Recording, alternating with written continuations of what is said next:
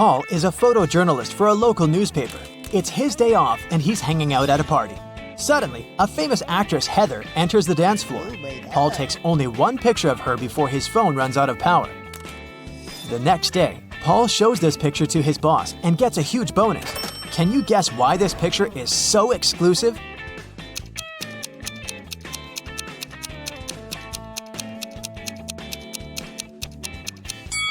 Heather is stealing money from this lady's pocket. Paul is looking at the office open space from the second floor. Suddenly, he spots a time traveler among his coworkers. Can you see this person too?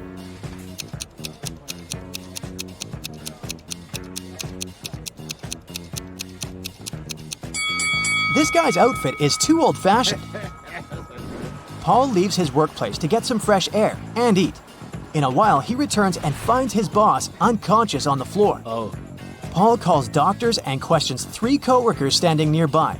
Rachel says, "I entered his office 10 minutes ago to discuss my ideas, but he said he's been too busy and asked me to leave." Stan says, "I don't know what happened here because it was my lunch break time. I was eating my hot dog outdoors." And Lily says, "I think I saw some suspicious man in a black outfit entering his office." Can you guess who's lying?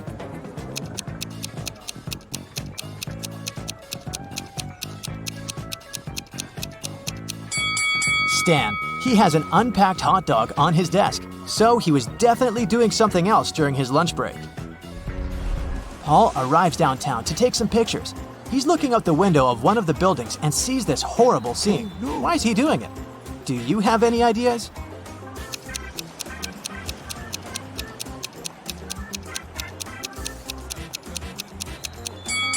This lady is a magician, so it's just a staging. Finally, Paul enters a spooky building where he's supposed to photograph.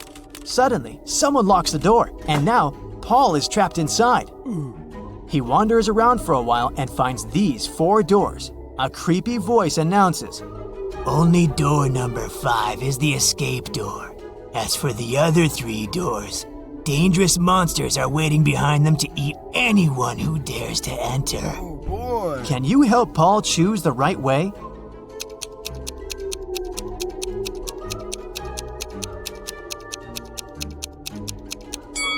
He should choose the first door.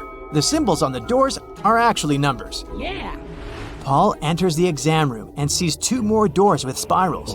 The voice says, "You should choose the spiral which consists of 2 separate parts. The other door hides a magical portal leading to a black hole." Can you help Paul pick the right door?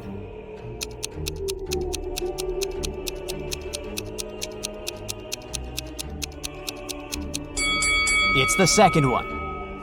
Paul opens the door and finds himself in a suspicious hall. He sees a metal door with a combination lock, but it's locked and requires a 6-number code. What would you suggest?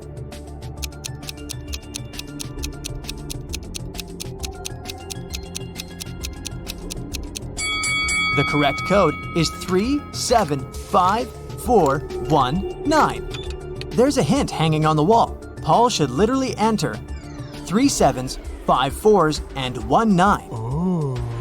In the next room, Paul meets a mad scientist, the one who had imprisoned him. He says, "I'm gonna set you free if you crack my last riddle, so listen carefully. I have a head and a tail that will never meet. Having too many of me is always a treat. What am I?"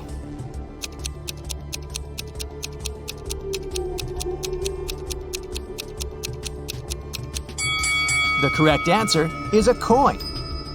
The scientist says, "Okay, you can go now. There are 3 doors for you to choose from. Unfortunately, each door is hiding some danger. There's a tank with a hungry shark behind the first door, and there's a bunch of balloons filled with toxic gas behind the second door, and there's a giant cobra waiting behind the 3rd door." Can you help Paul choose the safest option to escape?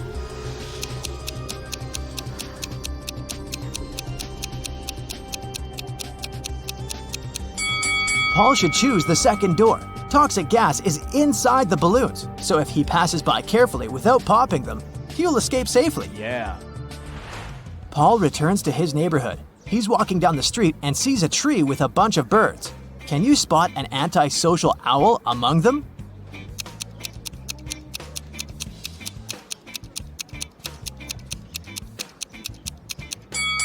This owl is looking away from the rest of the group. There are 2 houses with 2 single women living next to Paul.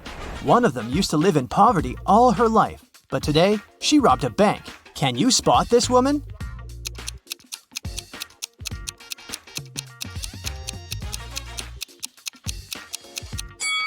The first lady is the robber. She spent unnecessary money on food, which is far more than one person needs. Paul is having a family meeting. He asks 2 of his sisters to sell an equal amount of homemade cookies. The cost of each cookie is $1. Paul tells them, "You shouldn't eat the cookies that you're selling, and you should sell all the cookies." At the end of the day, all cookies are sold, yet neither sister gained nor lost $1. How is this possible?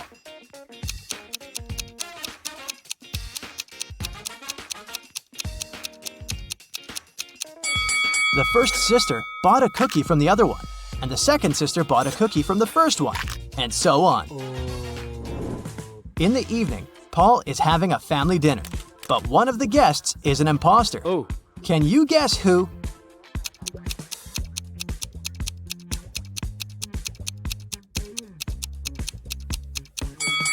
This gentleman is a ghost. He's levitating in the air. The next day, Paul arrives at his workplace and sees his coworker standing near this mirror. Lily says, "It's rumored that anyone who stood up in front of that mirror at 4:44 ended up disappearing forever." The guys decide to debunk that myth. Lily approaches the mirror at 4:44, but nothing happens. They laugh at the rumor and get back to business. After work, everyone goes home, but Lily stays for a little longer to finish her work. After doing that, she walks up to the mirror and disappears. The clock says 7:16. Why did it happen at the wrong time?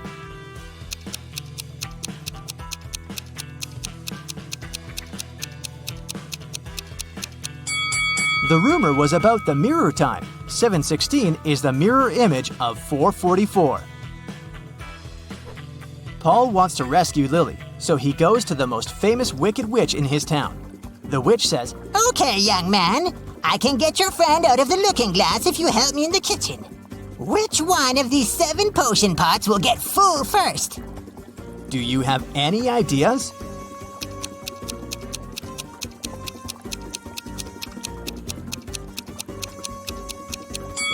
Outlets to the first and fifth pots are blocked at the initial point, so they won't fill. Nothing is connected to the sixth pot. The outlet under the second pot is also blocked in the end. Outlets to pots 3, 4, and 7 are blocked in the middle, so they won't fill. Therefore, no pot will ever fill.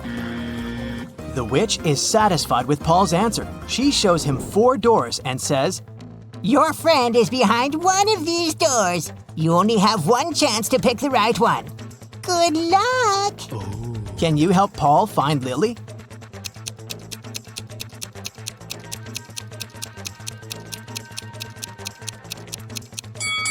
There are flower symbols on each door. Paul should pick the door with a lily. Yes! Paul rescues Lily, and the witch offers him to fulfill one wish. Paul goes home to ask advice from his family. His blind father wants to restore his sight. His sister wants a puppy, and his mother wants to be super rich. Paul makes a wish, and all 3 people get what they want. What was Paul's wish?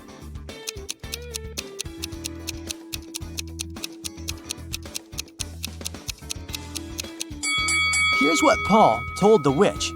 "My father wants to see our puppy digging in a pile of gold coins." Paul arrives at a luxury boat club to make a report. 4 millionaires are talking about their boats. There are a total of 8 boats, 2 in each color: red, green, blue, and yellow. Each millionaire owns 2 boats, but no millionaire has 2 boats of the same color. Alex doesn't have a yellow boat, Bob doesn't have a red boat, but he does have a green one. One of the millionaires has a yellow boat and a blue boat, and another millionaire has a green boat and a blue boat. Charles has a yellow boat. David has a blue boat. But he doesn't have a green one. Can you guess the colors of boats owned by each millionaire?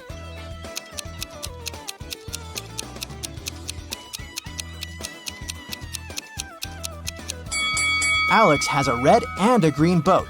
Bob has one green boat and one blue boat. Charles has a yellow boat and a red one. And David has one blue and one yellow boat.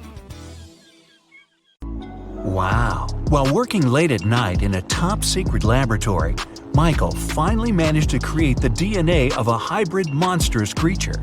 After all that hard work, he decided to grab a quick coffee and donut as a little reward. But he came back and saw that the specimen had disappeared from the incubator. Michael lined up Ryan, Jeff, and Laura and confronted them. Who took an important top-secret piece of research I was working on? Ryan said he'd been busy doing some additional research on a separate project and had no idea what was going on. Jeff said he hadn't touched the hybrid creature and had been in the archives digging through some files he needed. And Laura said she'd been in the bathroom the whole time. So, who took the specimen?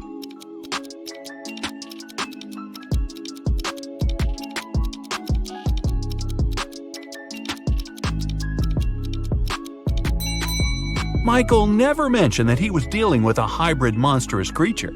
Jeff just let himself get caught. Better think smart next time. Anne absolutely loathes winter, but just like anyone else, she has to go out and do stuff. She had just moved to a snowy city for work and experiences some of the coldest winters. But she managed to make it to the mall to do some quick shopping through a huge blizzard. When she came back to her parked car, she discovered that someone broke into it and took her belongings. When the police lined up the three suspects, they each gave their stories. Francesca said she had been polishing her car outside and didn't know anything. Ned said he had been shopping for clothes, and Earl said he'd been sitting in a cafe on the upper floor of the mall. The police arrested the suspect. Who was it?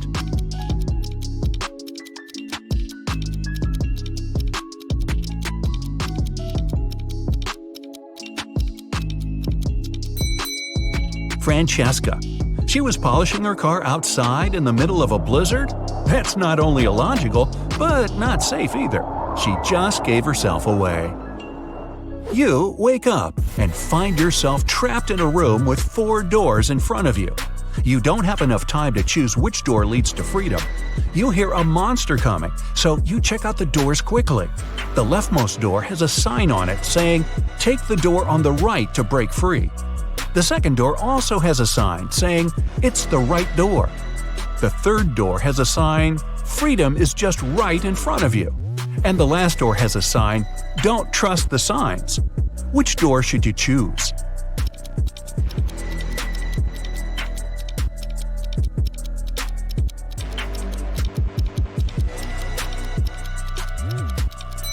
The last door.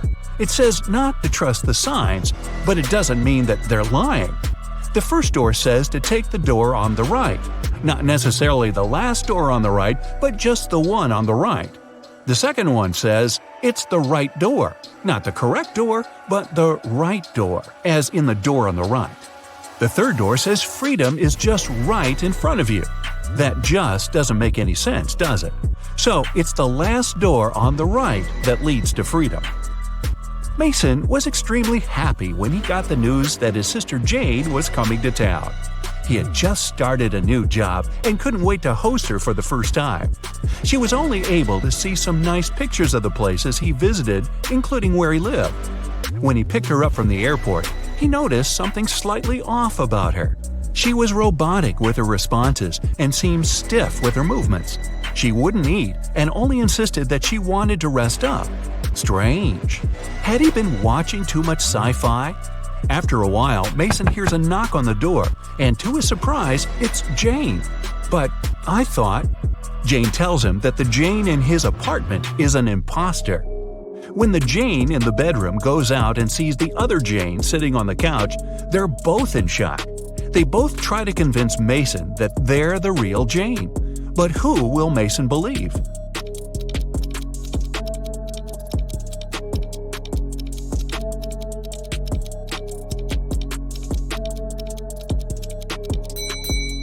It's pretty normal to come back from a trip pretty tired and wanting to rest. But how did the second Jane know where Mason lived without prior knowledge? And she didn't even break a sweat running up to the apartment. On a nice day, Vivian, who lived in a town on the seashore, decided to go for a hike alone. But after hours of trekking, she ended up on a section of the forest she wasn't familiar with. Before her were 3 paths. One path had bare footprints leading away. Another had human shoe prints. And the third was right by the river. Which one should Vivian take to find her way?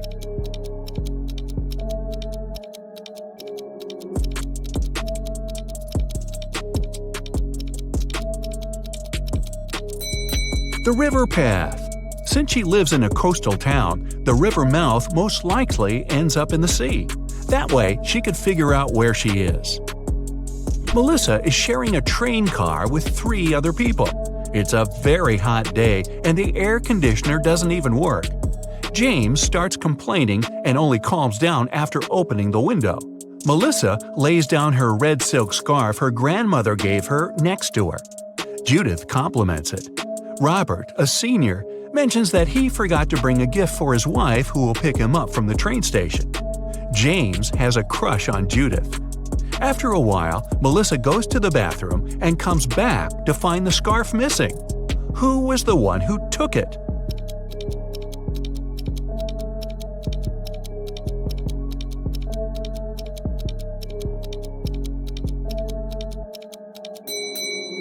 None of them. It was a hot day and James opened the window. The wind sent the scarf flying right out of it. Some zombies have Diego trapped in a room. They're surrounding him. He's stuck and can't escape. Their arms are breaking in and reaching for him. When Diego looks around, he realizes that he's in a small newspaper stand with magazines and pocketbooks. And looking around him more attentively, he finds a roll of tape nearby. How can he avoid those nasty bites?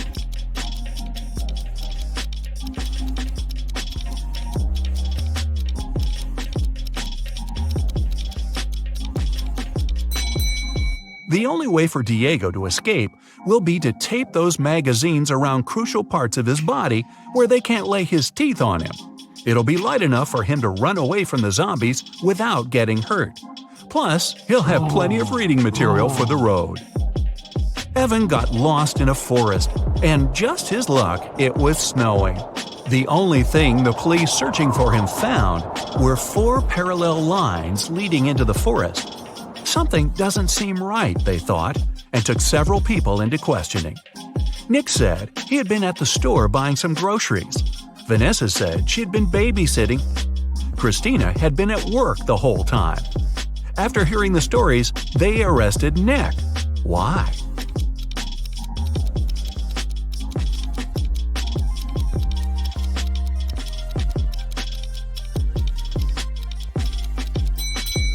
Nick was in a wheelchair. The 4 parallel lines were left by Nick rolling into the forest and back out. It's the beginning of a new school year, and Dave started a new job as a computer studies teacher at a local high school. Another fellow teacher, Roy, didn't really welcome him because he wanted that position. But at the end of the day, there was a security breach which leaked out a lot of important information about the school. When the police questioned everyone, including Roy and Dave, they each gave their stories. Dave said, "I was checking exam papers and was at the staff room the whole time." Roy said, "I was preparing homework for my classes when everything happened." Who should the police arrest? Who was lying?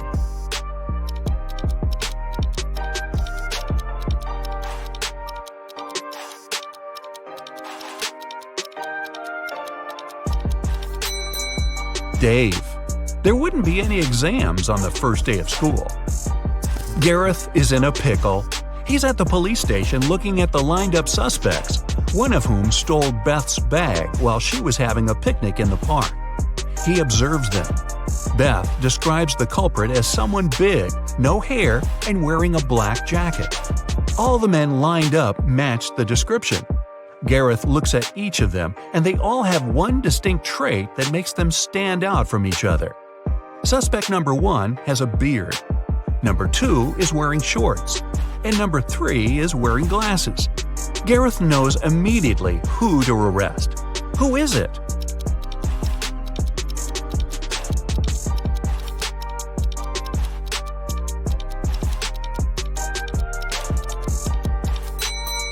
Suspect number 1 has dirt all over his boots. The rest are all clean. He ran through the mud tracks while Beth was having a picnic. Hello there, Brightsiders! These riddles are gonna be a bit different than usual. No witches, detectives, or whatever. Let's go! Take a look at this pic. On the left, you've got a set of words. They're not linked to each other in any way. On the right, you've got a set of weirdly shaped geometrical objects. Your task is to match each word to the corresponding objects.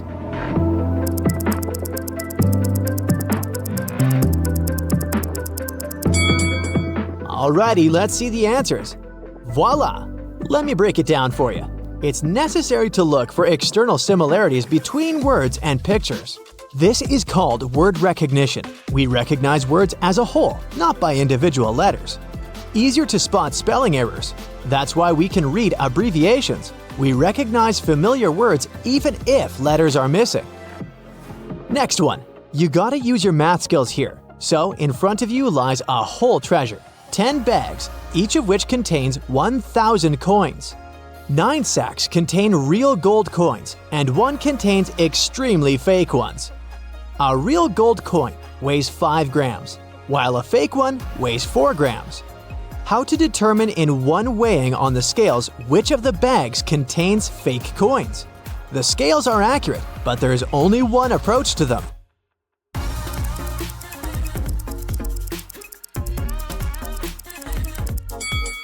Here's the right approach. We take 1 coin from the first bag, 2 from the second, 3 from the third, and so on, up to 10 coins. Weigh these 55 coins. Gold coins could weigh 275 grams. If 1 gram is missing, then fake coins are in the first bag. If 2 grams are missing, then fake coins are in the second bag, and so on. It's curious that this task is easily scalable. The number of bags is not important. At least 3, at least 1,000, everything is solved by 1 weighing. This riddle got pretty viral on TikTok, but in case you missed it, you can try to solve it right now. He claims that according to the FBI, if you solve this riddle, you're smart enough to become a special agent. So, a man and a woman go out to dinner on their first date. The evening is very hot, and they bring water with ice. The woman is terribly thirsty, and she drinks 3 glasses in 1 gulp. A man drinks 1 glass in small sips throughout the evening. Later, he writes to her that he suddenly became ill. Weakness, dizziness, breathing problems. At midnight, he passes away. The police call the woman in for questioning and announce that there was poison in her glass and in the man's glass. It was poison, so why did the man get poisoned and the woman not?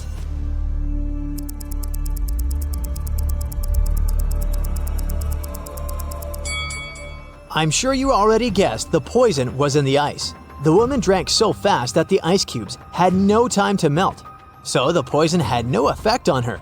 The man drank slowly and the ice melted, so he swallowed poisonous water. I guess pretty much any Brightsider can become a special agent. Now, look at this picture.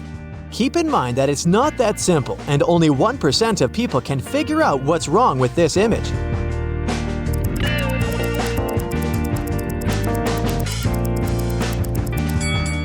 Hey, look closer. The woman in the red dress on the right doesn't have an umbrella, but she doesn't get wet. 2 coins are worth 30 cents. One of them is not 5 cents. What are these coins?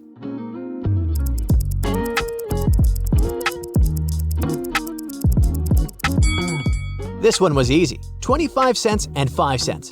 1 coin is not 5 cents, but the second is 5 cents. Look at this picture closely, because the riddle is all about your attention. Now tell me, what time is in the picture? To make it a little bit easier, I'm going to give you a couple of options. A, it's 5 a.m. B, it's 11 a.m. C, it's 7 a.m.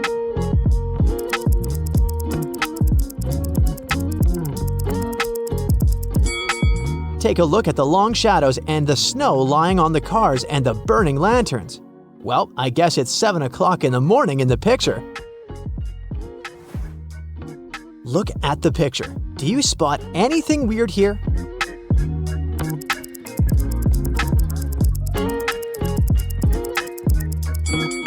The shipping deck seems to be way too slim. Seems like it was built after the ship had arrived at the port. Allison is quite a picky eater. She likes grapes, but she can't stand peaches. She's into squash, but she never eats carrots.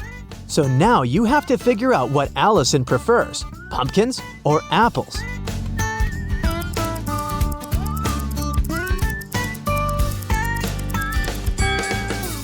This girl may be finicky, but she does have some logic.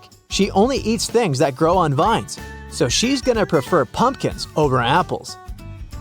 There's a clerk at the butcher shop. He's 6 feet tall and he wears size 13 sneakers. What does he weigh?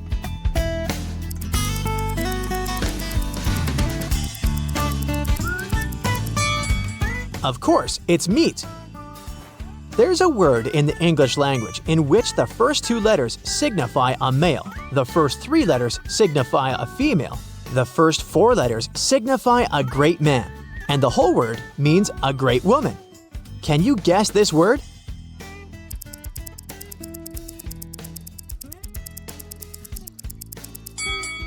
It's the word heroine. A hen and a half lays an egg and a half in a day and a half. How many eggs does one hen lay in one day?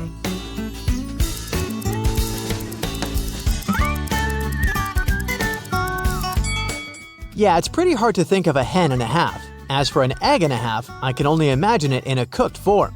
1.5 days is the easiest criterion here. So, with all the given information, it must be that one hen would lay 1 egg in the same time period. 1.5 days. But if one hen lays 1 egg in 1.5 days, it means that one hen would lay only 2/3 of an egg in one day. So the answer is 2/3 of an egg. A young man wants to have it, but when he grows up, he no longer wants it. He attacks it with a blade in his hands, but it's always in vain. What is it?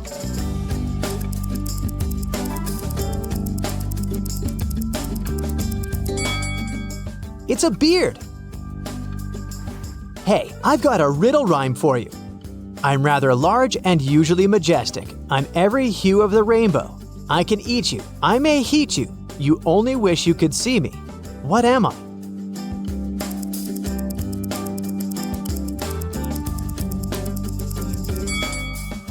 It's a dragon.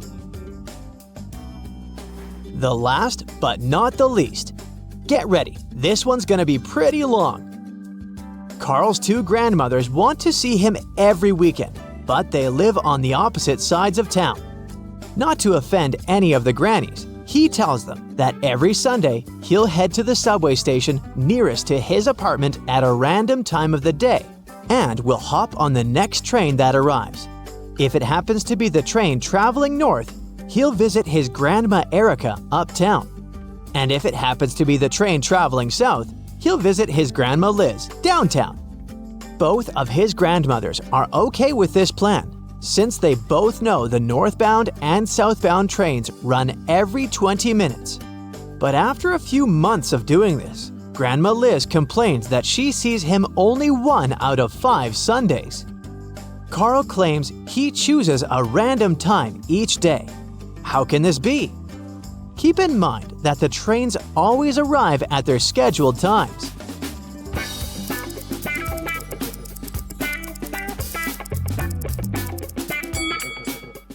Although both trains come exactly every 20 minutes, the timing matters a lot.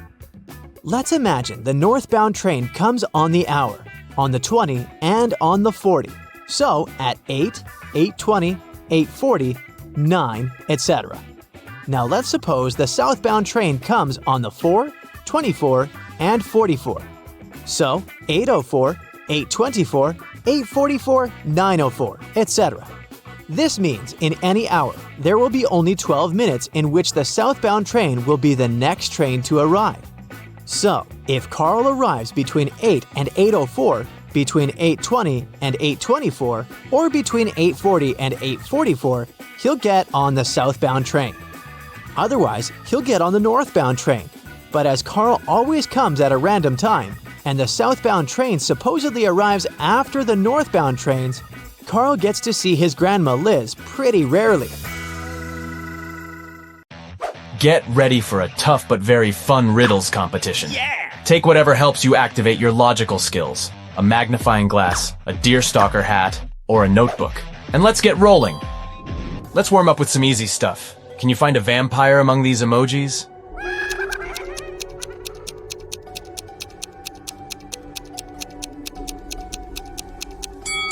Here it is. Ugh, creepy. How about this crowd of people? Can you spot a vampire hiding among them?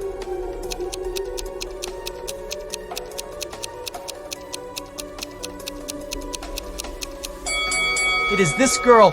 Look at how sharp her teeth are. And one more riddle for you. Which of these people is a vampire?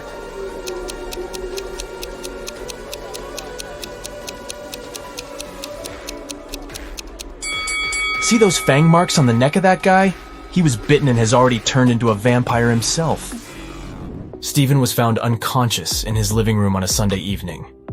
Someone had hit him on the head. The man was rushed to a hospital while the police started questioning the suspects. There were 3 of them: Stephen's ex-wife, his neighbor, and his younger brother. Stephen's ex-wife said she'd been walking in the park with her little niece all day.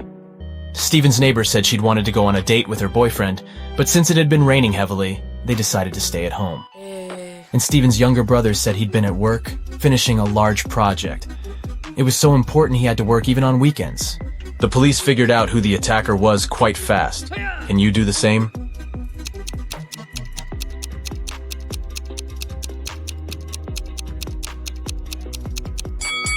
It was Stephen's ex-wife. It had been raining heavily all day long. Who would walk in the park with a little kid in such weather? A criminal has kidnapped your friend and tied him to a tree. A huge, vicious dog is guarding this tree. You need to save your friend at night. But when you come to that place, you only have one piece of meat with you. It's not big enough to distract the dog for the 3 minutes you need to cut the ropes and help your friend escape. How can you solve this problem?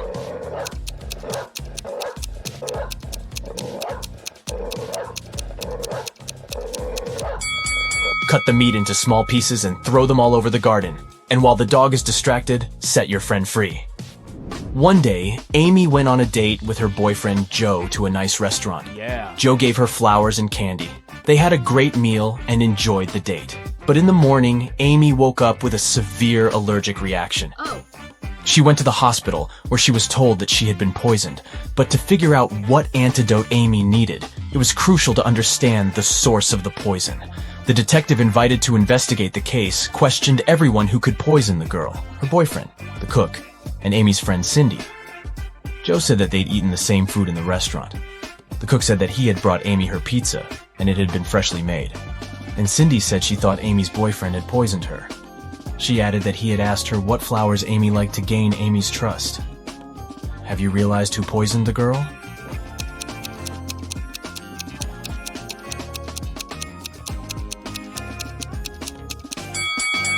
It was Cindy. Have you noticed the book on her table? It was about poisonous flowers. She advised Joe to give Amy flowers that would cause health problems. One company organized a betting game where one red and one blue marble were placed in a dark box. If a player picked the blue marble, the company had to pay them $5,000. But if the player guessed it wrong, they had to pay the company $100. The company cheated by always putting in the box 2 red marbles instead of 1 red and 1 blue, but no one could prove it. Mark was observing people lose one after another. Then he took part in the game and won. How did he do it?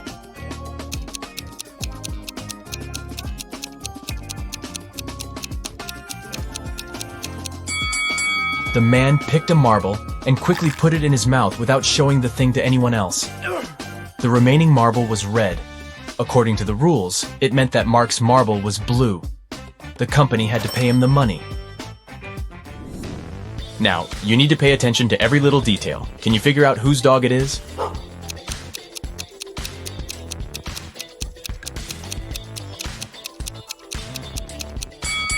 Look at that guy wearing a red jacket. See that leash he's holding? It matches the dog's collar, so most likely he's the owner. This parrot has managed to sneak away from its owner, and now the vet is looking for them. Can you say whose bird this is?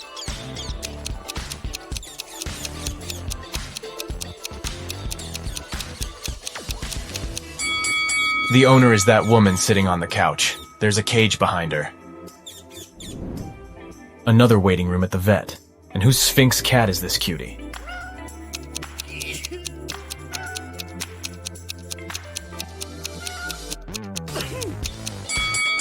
See that guy waiting for the doctor to bring back his pet? He's surrounded by lots of furry animals and can't stop sneezing.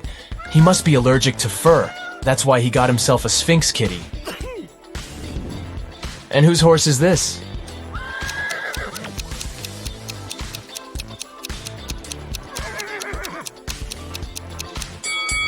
See that girl standing in line? She's the only one wearing riding boots. She must be the owner. These kids seem to be terrified. No wonder. See that white rat darting around the classroom? Who does it belong to?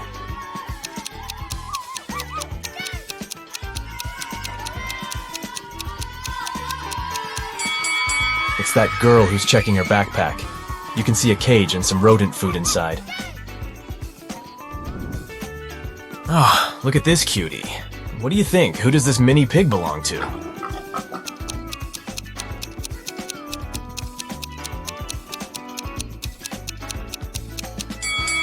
This guy is the owner. His outfit matches the scarf the pig is wearing. How sweet is that? And whose hedgehog is this?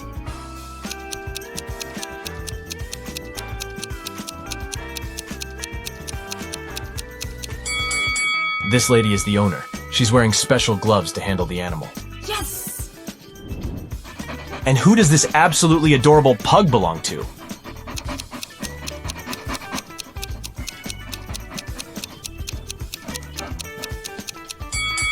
Its owner is this guy. If you look attentively, you'll notice a pug tattoo on his leg. Lily came home and saw her favorite vase shattered. Extremely upset, she exclaimed, "What's happened to my vase?" Her husband Sam explained that around lunchtime, he heard a loud crash from their bedroom. He rushed there and saw that Lily's expensive vase had been broken, and a robber was running away. Sam followed the man outside, but his glasses got foggy because of the cold weather. That's why he missed the man. Lily called the police, but after police officers heard the whole story, they refused to investigate this case. Why?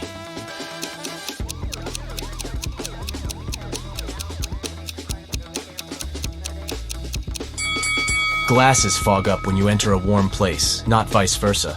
Sam invented the story because he was afraid to admit he had been the one to break the vase. Oh. Emma's husband Liam knew his wife had been dreaming of going to an archaeological site. One day, she told him about the perfect opportunity. There was a remote site ready to be excavated, but there was no internet or network connection there.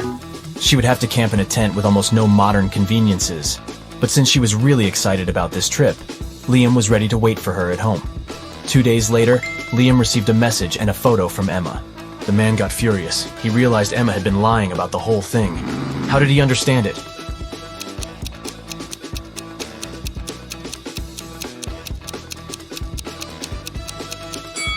Before leaving, Emma told her husband there was no internet connection or cell phone reception there.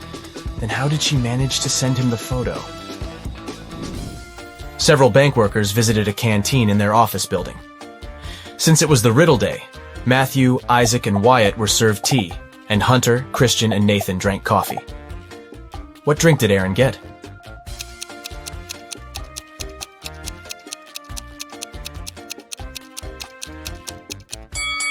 Aaron drank tea simply because of his double-letter name. A man with a bandage around his head came to a police station. I was hitchhiking when a car stopped. The driver asked me to check if one of the tires was flat. I bent over to look, and he hit me on the head. When I regained consciousness, I found out he had taken all my money and smartphone. I only remember that the guy had a big car, large eyebrows, and a mustache. Soon the police had a suspect. They found him in a cafe, but this man said it couldn't be him. He changed the tires on his car 2 weeks ago. And since then, The car had been parked near the cafe, but the detective realized the man was lying right away. How?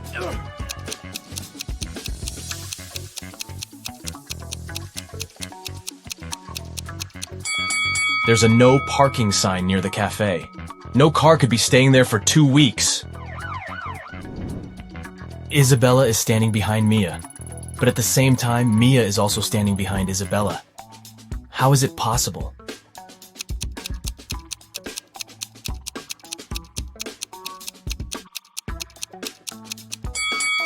The girls are standing with their backs turned toward each other.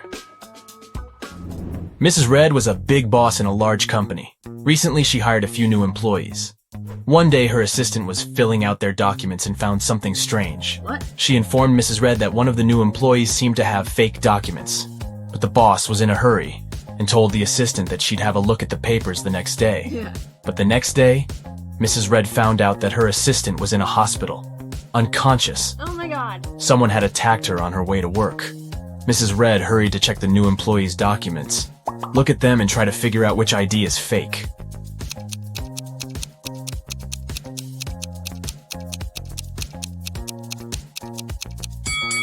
This ID card claims that Edward is 34 years old, but the man using this document is way older. Oh. It was an extremely hot day. Police Officer Black was driving along a countryside road. Suddenly, he noticed a hitchhiker on the side of the road and stopped to give him a ride. The man explained that he had been waiting for someone to pick him up for more than 2 hours and offered the officer some ice cream. Black refused and asked the guy about a gang of criminals who had just robbed a jewelry store. The hitchhiker exclaimed, "I've just seen a red car speeding past me. Must have been the robbers, but they were driving in the opposite direction. We'll need to turn back." Black didn't believe him and took him to the police station. How did the police officer guess the hitchhiker was a criminal?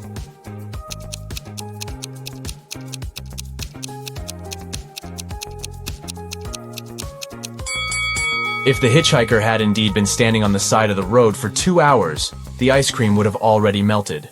So, he lied to lead Black the wrong way. Oliver has in mind one of 3 numbers: 1, 2, or 3. Charlotte is allowed to ask him just one question to figure out which number it is. Oliver can answer her question only with no, yes, and I can't say. Which question should Charlotte ask?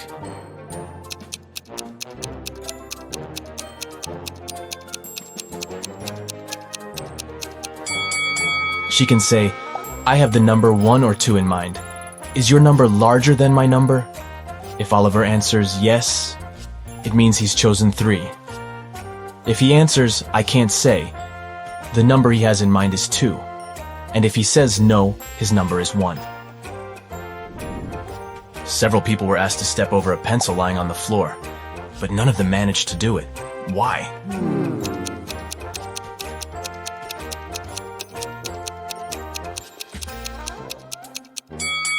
The pencil was placed near the wall. Who doesn't like rebus puzzles? They're fun, and I've got a few tricky ones for you. Enjoy! What does it mean?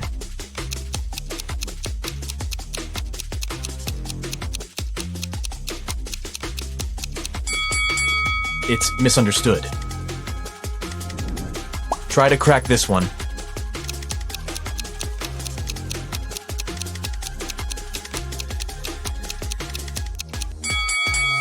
So we see pot and 8 O's. Together, they make potatoes. And how about this one?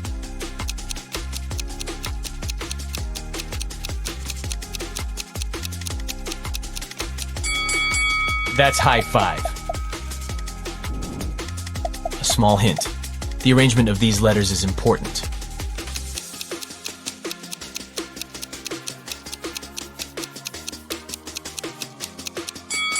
This rebus means, hurry up! And one more puzzle for you. What could it mean?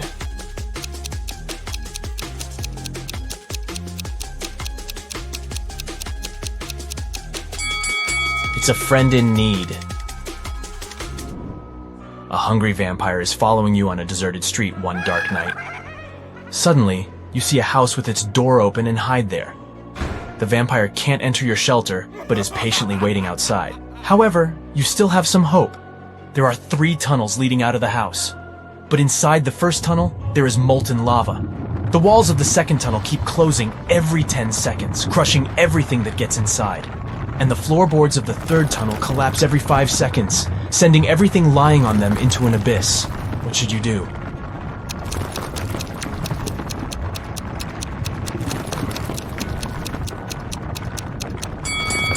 Just wait till the morning. Vampires can't stand daylight, and your pursuer will have to leave you alone. Yes! You're a treasure hunter, okay? Today, you'll find yourself on an island. There, you'll need to crack twisted riddles, figure out the main mystery, and find the treasure.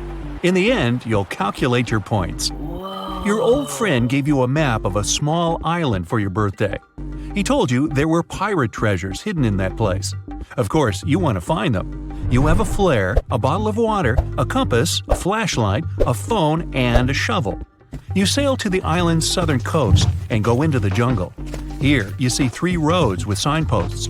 The first sign shows a bear, a lion is painted on the second one, and a pirate flag is installed in front of the third road. Which way should you follow?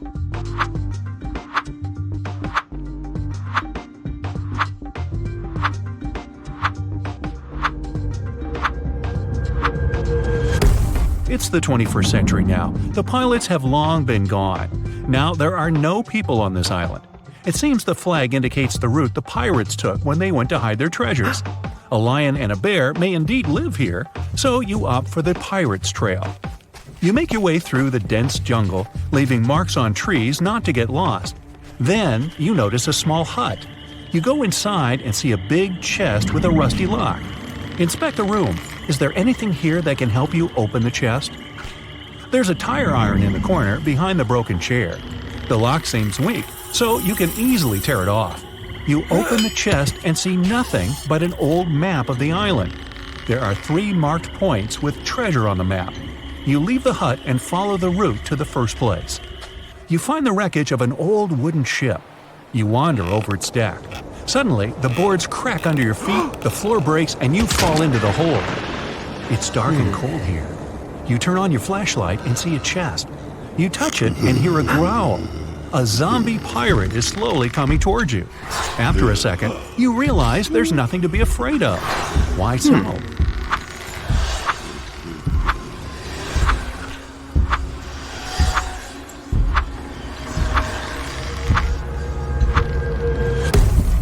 The pirate isn't real. It's a hologram.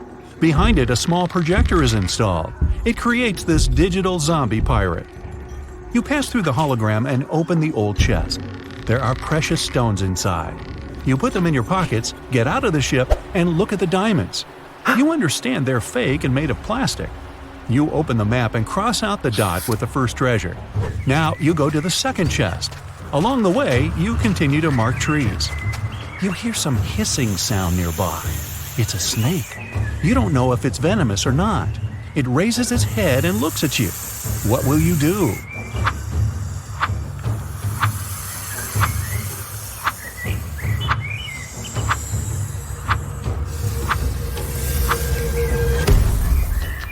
Find a long stick and point it at the snake so that the reptile attacks it. Move to a safe distance and wait for the snake to crawl away. Hiss back loudly to scare the reptile off. You need to step back slowly not to provoke the snake. Now, when you're at a safe distance, just go around and continue on your way. The map leads you to a mountain cave. It's very dark and damp inside. You take out a flashlight, but it doesn't work. The battery has run out. You go into the jungle to make a torch out of twigs and leaves, but at that moment, it starts to rain. Look carefully at the cave entrance and think about how you can light it up.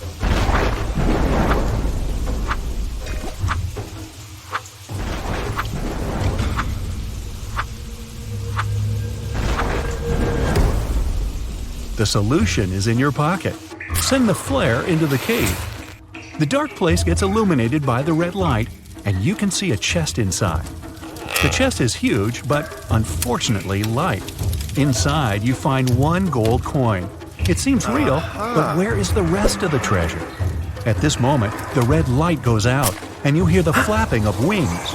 You look up and see hundreds of eyes glittering in the darkness.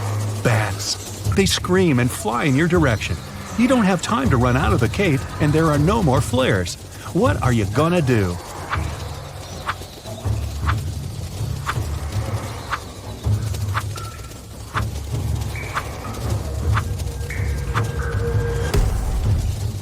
Hide in the chest. There's lots of space. You jump in and close the lid. Bats fly past you and beat their wings against the chest. There is a crashing sound. You can feel the ground trembling beneath you. Then there's silence. You get out of the chest, go to the exit, and find that it's blocked by large stones. Fortunately, your phone is still working and can catch a signal. You call the rescuers and give them the coordinates of the island. That's not enough. The island is rather big, and the rescuers need the exact location. What will you tell them?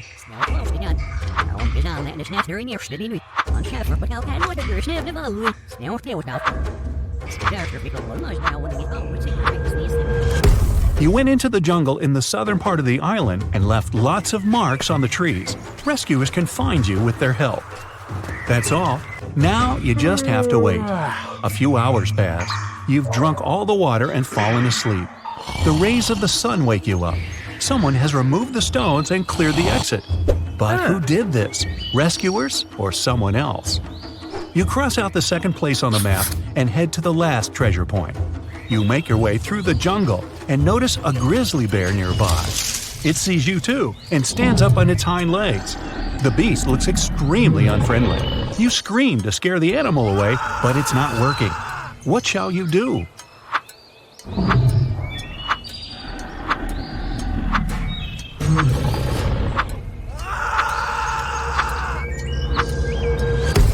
Run as fast as possible because bears are big and clumsy. Climb the nearest tree and sit there until the bear leaves. Lie on the ground in the fetal position and don't move. Bears run fast, so it'll easily catch you. They can also climb trees. So lie down on the ground and freeze. The bear sniffs at you for a few minutes, then walks away. According to the map, you have already come to the place where the third treasure is, but there's nothing around. It must be hidden underground. Natural diamonds might be here, gold might be hidden over there, and pearls can be right there. Where should you dig?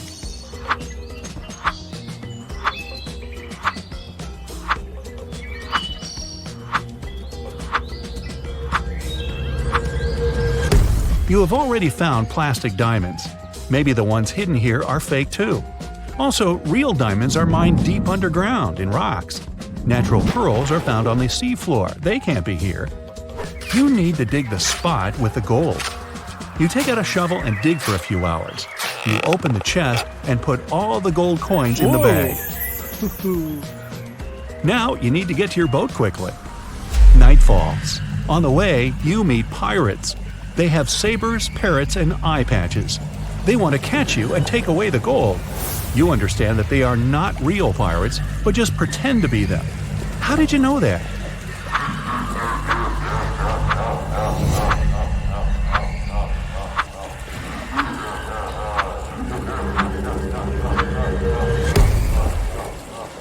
The first pirate has a watch on his wrist. The second pirate is wearing sneakers. The third pirate holds a sword. There's a price tag on the sword handle. You've exposed the pirates, but they're still going to steal the gold. You run away to hide. You see 3 tall trees. Which one should you climb?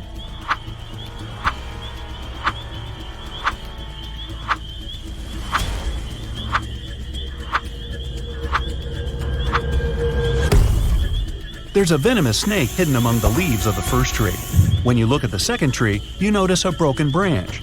You climb the third tree and wait for the fake pirates to pass by. Why is everything fake here? What's happening? At that moment, you hear someone calling your name. You look down and see a zombie pirate climbing a tree. You think it's another hologram, but the pirate grabs your foot with his cold, bony hand. You scream, and the pirate disappears. Did you see a hallucination? Was it a dream or reality? How do you find out?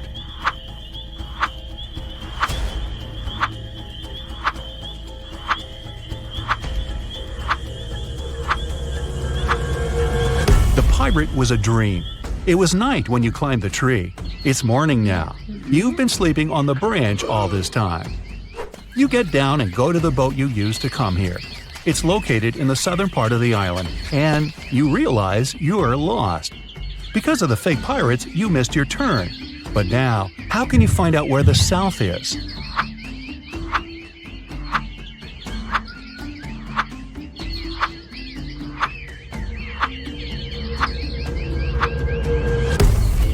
You need to look at the sun. It sets in the west, so you can figure out where the south is.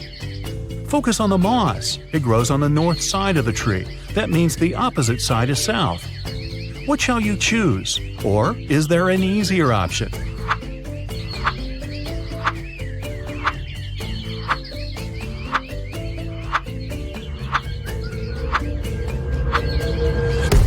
You have a compass, remember? You go to the south and come to the shore, but you don't see any boat. You look around the area and realize that someone has dragged the boat into the jungle. How did you know that?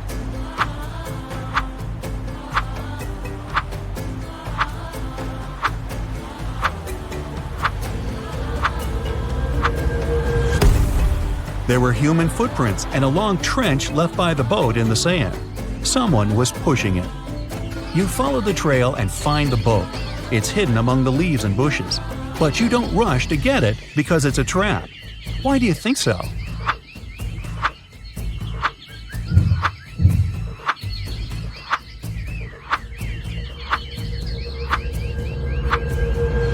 Behind the trees, you see people's silhouettes. A hand sticks out of the bushes next to the boat. You need to get out of here as soon as possible. You turn around and hear, "Surprise!" These are your friends. They made this quest for your birthday as a present. The whole island is one big theme park dedicated to the pirate's life. All the pirates are actors, and the treasure and the sunken ship are just scenery. The snake wasn't venomous, and the bear was tame and wasn't going to charge at all. There are no real treasures. You get upset, but feel happy at the same time because you've been through a real adventure. Now it's time to see the score and find out how well you've done. 0 to 4 points. It seems you're not used to walking in the wild jungle looking for treasures. 5 to 8 points. You love adventure, but don't act like a professional. You need to train your attention and logic more. 9 to 12 points. Jungle, wild animals, a treasure map. For someone, it's a challenge, but for you, it's fun. 13 to 15 points. You're a real explorer and treasure hunter. You can easily navigate in foreign lands and cope with any problems. I know something that will wake your brain up better and faster than coffee. Yep, it's time to find your magnifying glass. Oh my god. Look at this picture attentively. What's wrong here?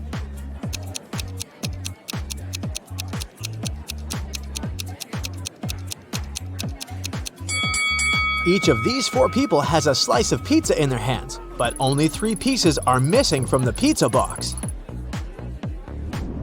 You have 3 jars that are all mislabeled.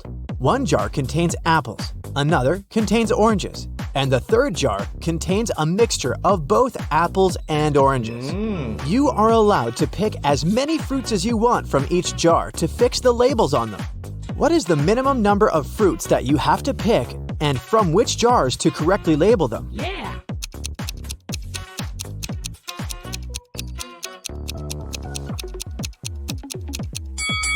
Let's look at this scenario. You pick a fruit from the jar labeled apples and oranges, and you get an apple. That means that the jar should be labeled apples. Now, the jar labeled oranges has to be labeled apples and oranges, as it can't contain oranges, and we've already got the apples jar. A similar scenario applies if it's an orange you take out of the jar labeled apples and oranges. So, you just need to take one fruit from the jar, apples and oranges, to label all the jars correctly. A farmer once challenged an engineer, a physicist, and a mathematician to fence off the largest amount of area using the least amount of fence. The engineer shaped his fence like a large circle and said it was the most efficient way. The physicist made a long line and said that fencing off half of Earth was the best. The mathematician laughed at them and showed his design, which beat the others. What did he do?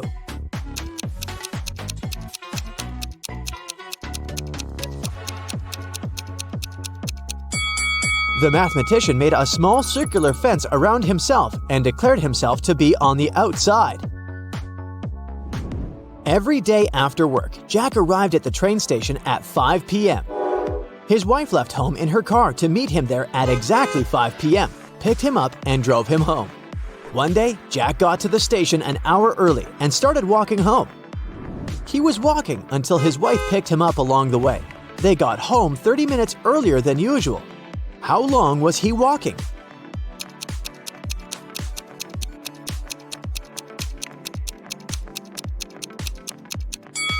The best way to think about this problem is to consider it from the perspective of the wife.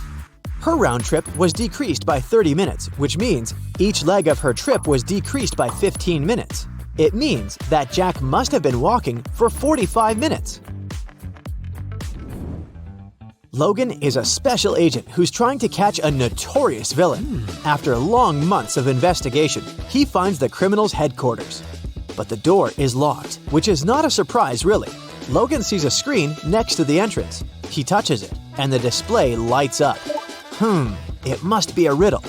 And our special agent needs to solve it to get inside. Add one line to make it right.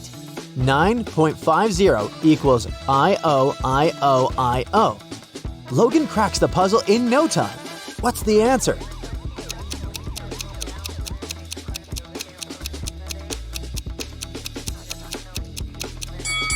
$9.50 equals I-O-T-O-I-O. The door opens and the man steps into a dark corridor. After walking for some time, Logan notices another door. A code lock again. The man also spots a calendar hanging on the wall. At the bottom, there are several letters, M, F, W.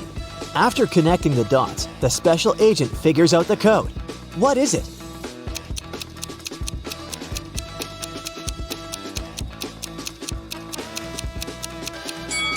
It's 153. The letters stand for the days of the week: Monday, Friday, and Wednesday. Monday is the first day, Friday is the fifth, and Wednesday is the third one. Oh yeah. Look at these two families. Which one is fake? What do you think?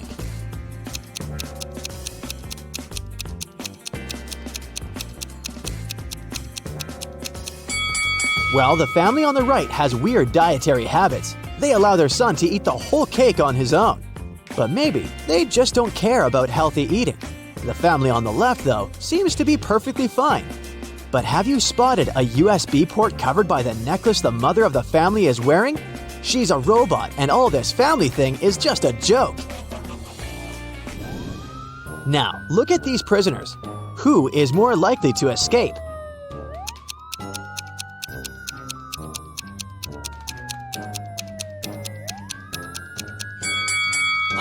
Gotcha! Neither of them.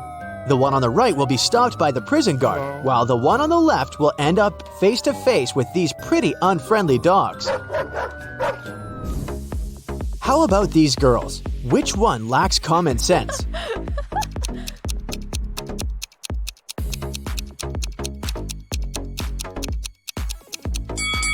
That was another tricky question.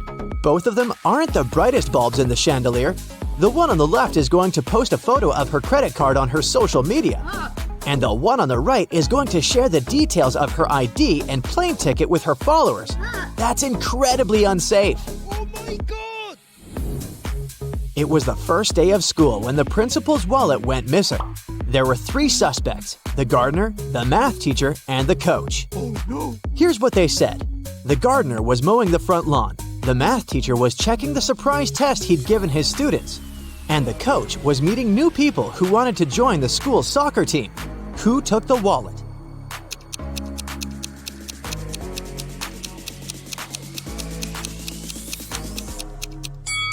It was the math teacher. No one gives surprise tests on the first day of school. Look at these women. Can you figure out which one isn't pregnant?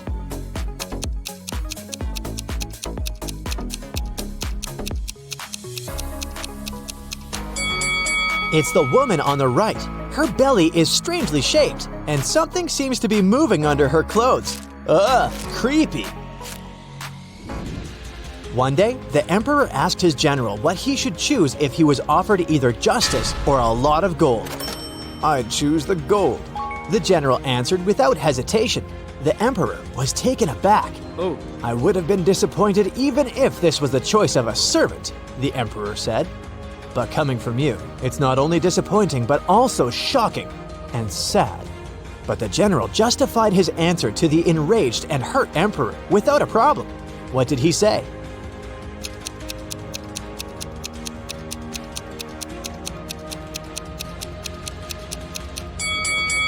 He said that people asked for what they didn't have.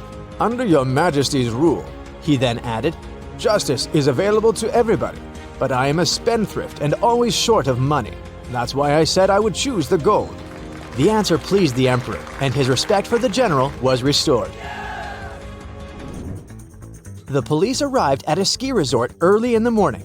At night, someone attacked the manager of the hotel, and he was taken to a hospital, still unconscious.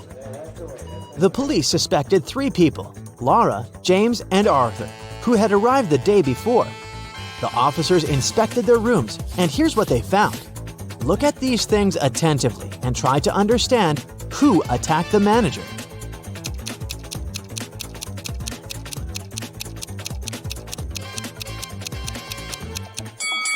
It was Arthur. Look, he doesn't have any warm clothing, which means he didn't come for skiing. Allison is a big boss in an international company. One day, she's hurrying to an important meeting when she notices the documents she needs haven't been printed out, but she's asked at least 3 of her subordinates to do it. Ian says he's just returned from the supermarket because they've run out of coffee beans. Robert claims he's been terribly busy drafting a new contract.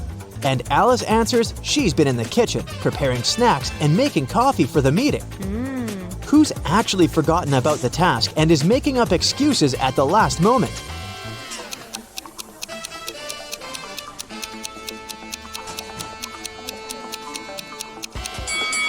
It's Alice. There's no coffee in the office. Then how could she make it?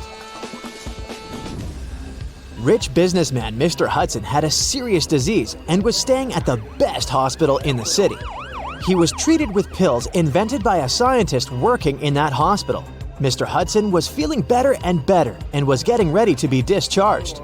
But then, one morning, he was found in critical condition. The police had 4 suspects: the cleaner, the businessman's nurse, his assistant, and the scientist. The cleaner said that Mr. Hudson liked when his room was tidy, so she came every day to clean it. The nurse said that she gave Mr. Hudson's injections every morning, and they had even become friends. The scientist was very upset. His disease was complicated, but we've made such progress. And today, this happened. And the assistant answered that her boss asked her to bring his favorite sweets every day. And she did just that. Can you figure out who caused the worsening of Mr. Hudson's condition?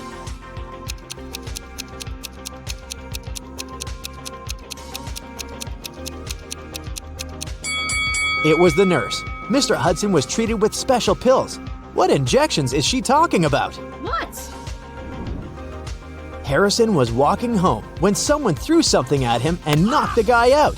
When he came round, he found himself in a room with 4 doors and a tiny window. Harrison opened the window, but it was too small for him to squeeze through. Suddenly, the guy spotted a piece of paper lying on the floor. It was a note that said, "Only one door leads outside. The other 3 doors don't lead anywhere. You can try to open just one door and only once. If you don't succeed, all of them will be locked forever." Harrison thought for a while and made the right choice. How did he figure out which door was the one he needed?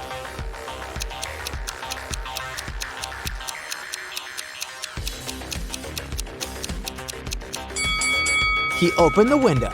This created a draft. The guy checked the keyholes and felt some cool air coming from one of them. It was the door to freedom. Detective Sheldon Copper was resting at a beach resort when an unpleasant accident happened there. Someone pushed elderly Mrs. Stevenson into the swimming pool when there was no one around. But this someone didn't know the lady was once the best swimmer at her university, and she never stopped practicing. so it wasn't difficult for her to cross the swimming pool and get out of it at the other side. Sheldon asked the lady if she had seen the attacker. She didn't, but she was sure it was someone who knew she'd just received a huge inheritance. The detective needed to talk to 3 people. They were Mrs. Stevenson's son, Terry, her granddaughter, Gloria, and her niece, Judy. Terry said, "These days, I've been very busy. Something urgent came up at work. I don't even have time to leave my room to go for breakfast or dinner." Gloria asked Sheldon to keep her secret. She was seeing a waiter she had met at a beach cafe. If her relatives found out, they would be furious. And Judy told Sheldon she'd taken a car to go shopping in the city center. Who's lying?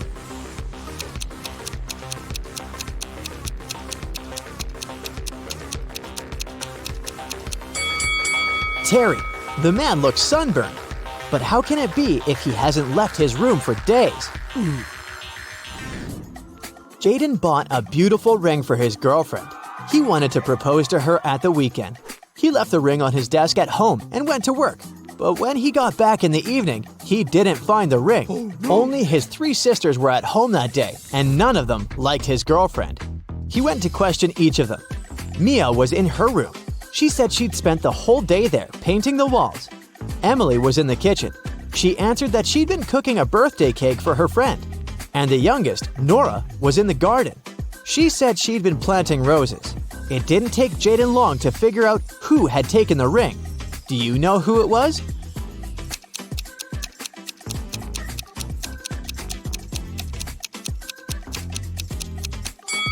It was Nora. She looks too tidy for a person who was supposedly spending the entire day in the garden. What? Plus, she doesn't have any gardening tools. The best player of Julian's volleyball team disappeared right before the game. Julian's main suspects were 3 players from the rival team. Jackson said, "I've just returned from the gym. I was warming up before the competition." Leo had to pick up his wife and daughter from the hospital, and Ryan claimed he'd fractured his leg, and the team doctor was giving him a massage. Who's behind the player's disappearance?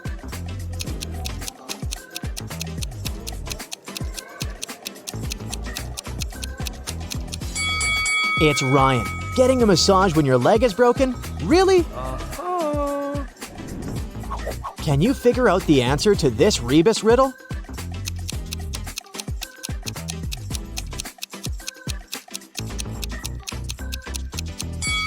The answer is summary.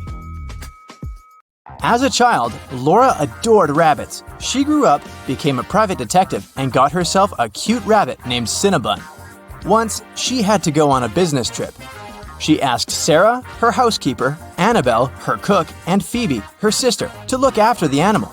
But when Laura came back, Cinnabon was gone, and all 3 women she had asked to look after her pet claimed they didn't know what had happened. Look at them attentively. Who is lying?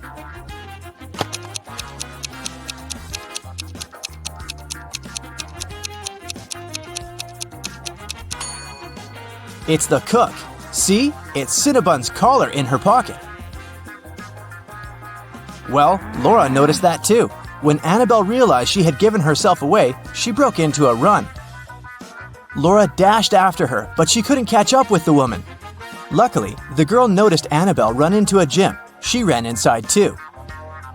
A security guard stopped her. Apparently, all members of this exclusive sport club were supposed to know a special passphrase to enter the facility. Laura was lucky to notice a note with a hint next to the door. Can you help Laura figure out the passphrase?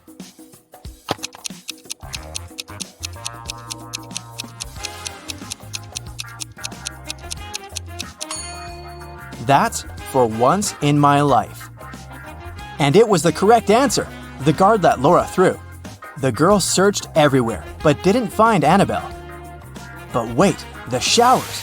When she entered the bathroom, she realized there were 3 people taking a shower there. But a moment later, she noticed that one person only pretended to be cleaning themselves. Who was it?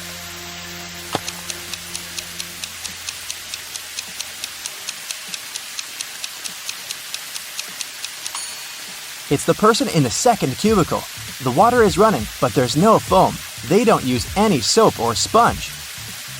But, surprise, surprise, the person who pretended to be taking a shower wasn't Annabelle. Then where could the cook hide? Suddenly, Laura noticed a white sheet of paper on the floor. She picked it up. It said, "Follow the white rabbit. Look around the room attentively and try to figure out where the girl should go."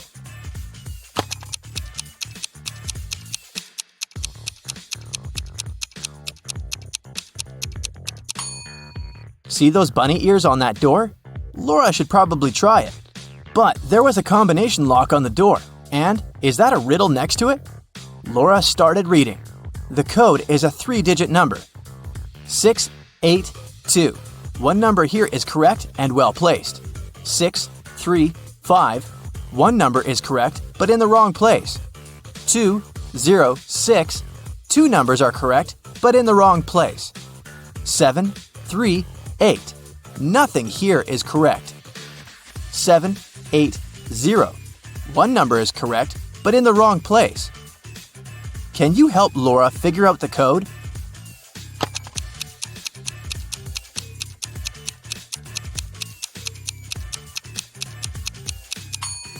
From statements 4 and 5, we can understand that 0 is the correct number standing in the wrong place.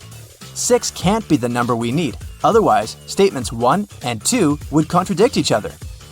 In this case, looking at statements 2 and 3, we can conclude that the correct numbers are 2, 5, and 0, and the code is 052. Laura opened the door and saw a long corridor. It led her to a large room. There, she saw a man dressed in black. He was sitting on a throne-like chair, holding Cinnabon.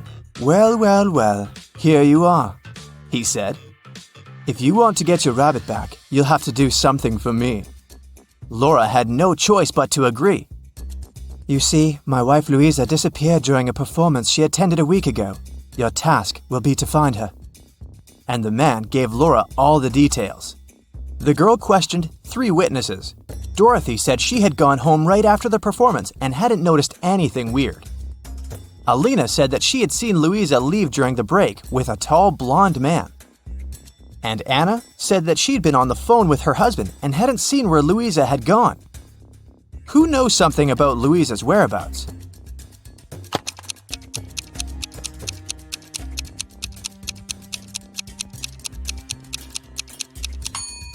Alina, look, during the intermission, she wasn't wearing her glasses.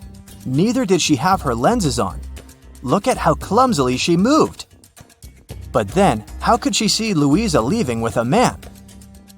After Laura pressed Alina, the woman cracked. She admitted that she had seen some woman pulling Louisa away, but she was afraid to tell the truth since the woman seemed extremely unfriendly. Alina gave Laura a piece of paper the woman had dropped, but whatever was written there, it was a cipher. Can you help Laura crack it?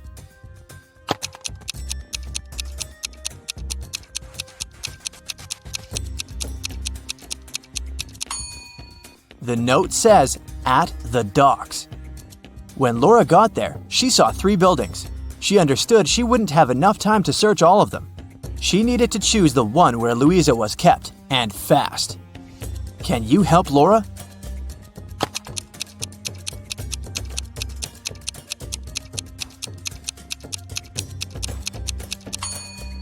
Look at the dark blue construction attentively. Next to the window, there's the word "help" scratched with some sharp object. After looking around the building, Laura found 3 keys. She needed to figure out which one of them fit the lock. Hurry up!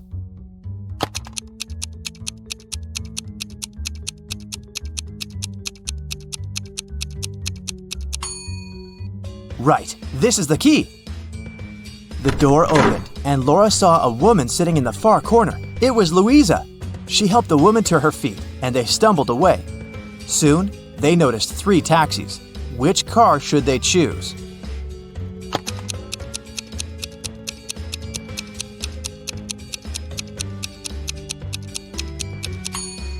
The first one doesn't have a license plate. That's suspicious. And the driver of the second taxi is the very woman who took Louisa away a week ago. She's wearing a fake mustache and a baseball cap, pretending to be a man. Laura and Louisa should choose the third taxi. But luck wasn't on their side that evening. The car broke down before they could get to Louisa's husband. They had to walk. There were 3 paths in front of them. One led to a swamp. Toxic gases were floating all over the surface of the water. The second road was filled with poisonous plants. And over the third path, the air was swarming with agitated wasps. Which path should Laura and Louisa opt for?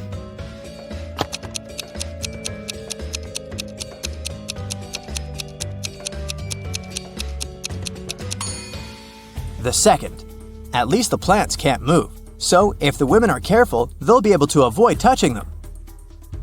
Finally, they arrived at Louisa's house. Once the man in black saw his wife, he hugged her and turned to Laura. "I'm so sorry for using such methods, but I was getting desperate. I can't tell you why, but I had to keep her disappearance under wraps. That's why I chose to involve you. Thank you. I want to give something to you, but to get it, you'll need to crack this riddle." An electronics store owner came to work one day and saw that his safe was open. His money was nowhere to be found. He called the police. When a detective arrived, the store owner explained that the key to his safe was on the same keychain as the keys from his truck. 2 of his employees, Andrew and Ryan, used the truck and had access to all the keys, but the men had always returned them. The detective questioned the drivers. "Someone broke into your boss's safe yesterday. What do you know about this incident?" Andrew said, "I didn't copy the key. I wouldn't even know which one to copy." And Ryan said, "I've been working here for 3 months and have never entered the boss's office yet." The detective understood who the thief was right away. Can you figure it out?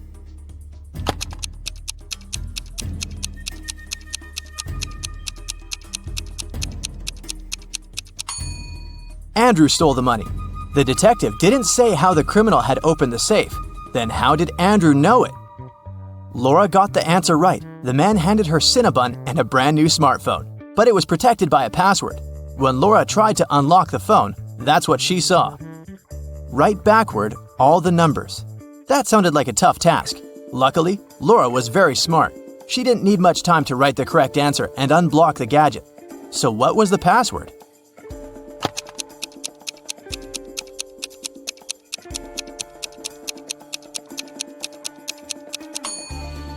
SREBMUNEHTLLA.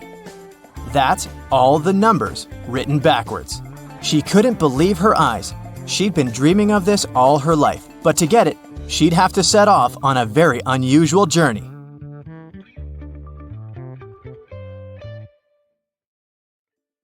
Nelly is approaching a picturesque field. She's carrying a package. If she doesn't manage to open it before reaching the field, she won't survive. Can you guess what's in the package?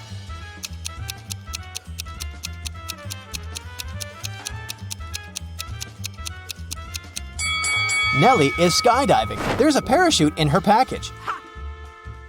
After a safe landing, Nelly decides to take a walk in a sunflower field. Can you help her spot 3 odd things about this area?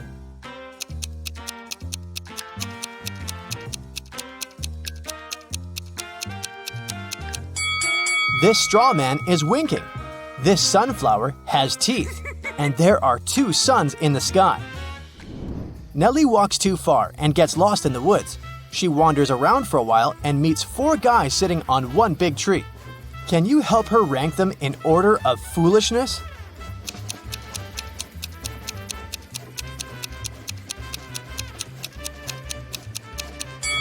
The 4th person is cutting the branch where he sits, so he's the silliest. The first person is sitting on the branch that will soon be cut by the second guy. So the first person is the second most foolish. The second person doesn't see that he's about to fall too, so he's the third. And finally, the third guy. He's a bad person, but definitely not a stupid one. Nelly moves on and finds a highway. 3 people offer to give her a ride to the nearest town. Can you help Nelly choose the safest driver?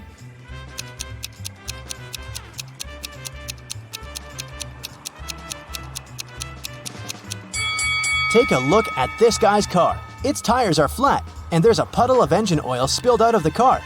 Probably not the safest choice. This beautiful lady and her car are both translucent because they're ghosts. As for this gloomy trucker, He looks pretty reliable. Yeah. Nelly enters a local coffee shop and meets two ladies. Both ladies tell her that they are daughters of a famous billionaire. Can you guess who's lying?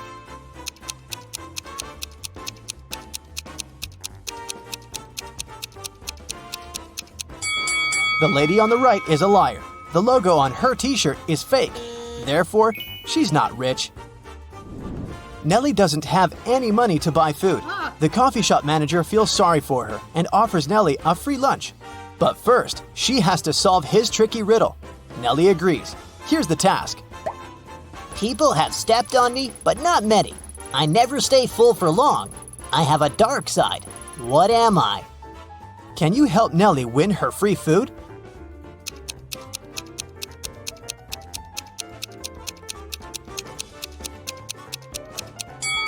The correct answer is the moon.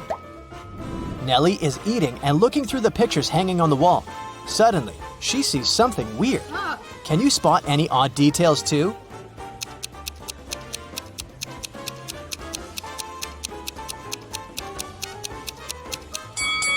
This person appears in both pictures, looking young and pretty. But the time distance between these two photos is 100 years. Nelly enters a flower shop and sees the owner putting bouquets in big vases. If he puts one bouquet per vase, he will end up with one extra bouquet. And if he puts two bouquets per vase, he will end up with one extra vase. How many vases and bouquets does he have?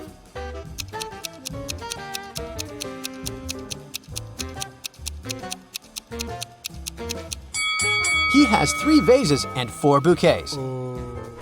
The flower shop owner offers Nelly a job. He has just received a delivery. There are 3 boxes labeled red roses, white roses, and red and white roses. Each box is labeled incorrectly. Nelly has just one chance to pick up a flower from any box and then label the boxes correctly. Can you help her accomplish this task?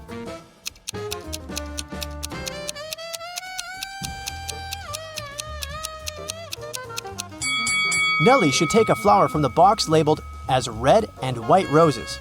Since they're labeled incorrectly, this box should contain either red roses only or white roses only. Let's suppose that Nelly finds the red roses. Now she can label this box correctly. We know that the white box cannot have white roses. Therefore, now Nelly can label the remaining 2 boxes correctly.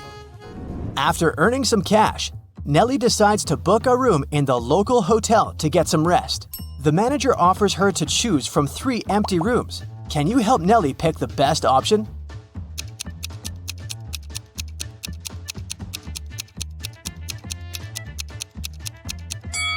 There are cracks in the window glass in the first room.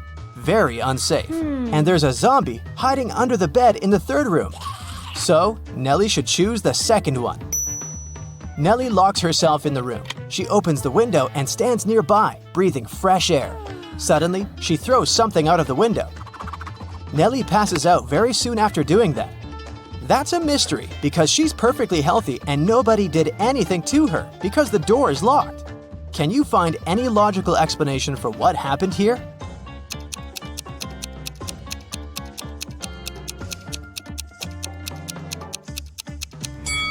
Nelly decided to throw a boomerang out of the window. The boomerang went to the maximum distance and returned back straight to her head. After a while, Nelly wakes up with a headache. She goes to the local shop to buy some aspirin. She spots 3 odd things about this place. Can you see them too?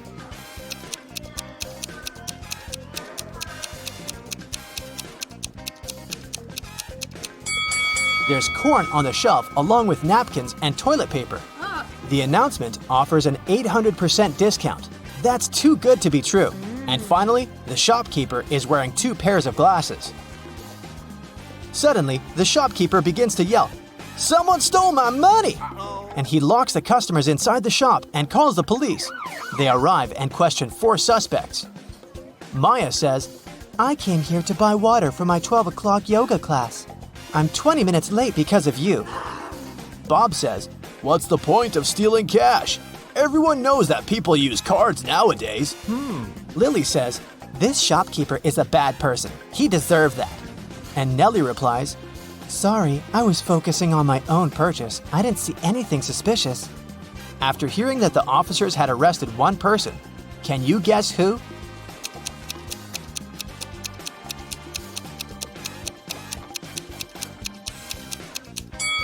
Maya, take a look at the clock on the wall. It's only 10 a.m. She's not late, therefore she's lying. Nelly is walking down the street. She sees a cozy garage sale organized by Miss Green. The fixed price for any item is only $1. Amy buys an old dress. Phil takes this beautiful antique vase, and Vivienne purchases a shabby vintage suitcase. Nelly comes over to Miss Green and says, Oh, Madam, you've just sold an expensive thing for a song. what? What does she mean? Can you guess?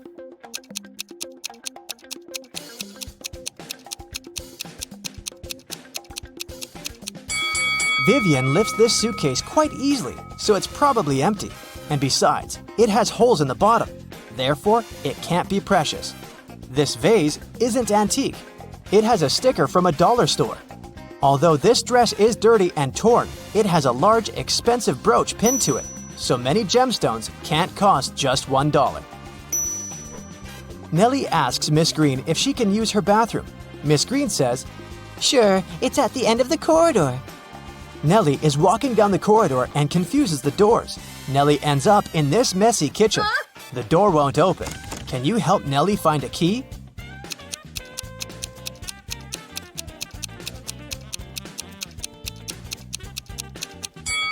It's in the teapot. And Miss Green enters the kitchen and tells Nelly, I'm a witch, young lady, and I'm gonna give you a gift if you manage to solve my riddle. Oh, yes. Nelly agrees. Here's the task. It starts with T, it ends with T, and it's full of tea. What is it? Can you solve this mystery?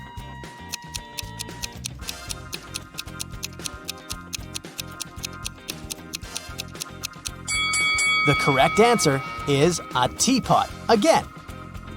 Miss Green brings Nelly to her dusty basement and says, One of these 3 doors leads to a magical world, and the other 2 are fake. You have only one attempt to choose the correct door. Good luck. Oh, yeah. Can you help Nelly out?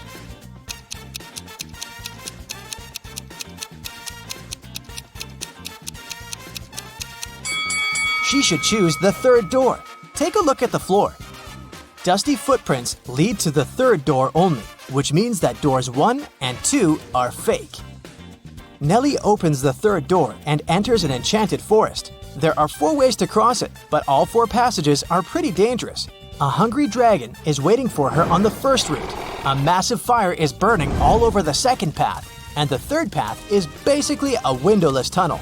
And the 4th passage is full of scorpions and snakes. Can you help Nelly choose the right path?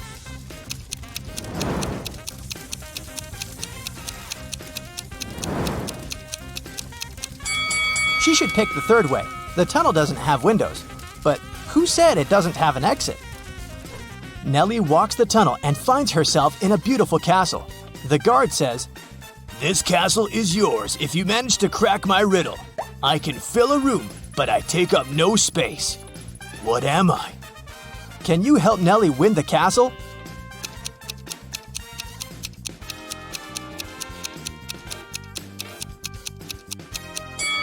The correct answer is light. Lola is a waitress on a giant cruise liner.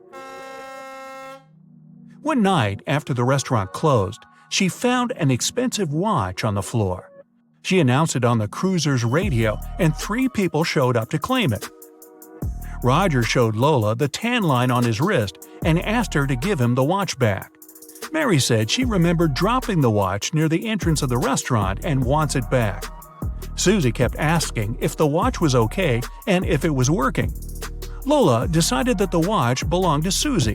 Why? You've got 10 seconds.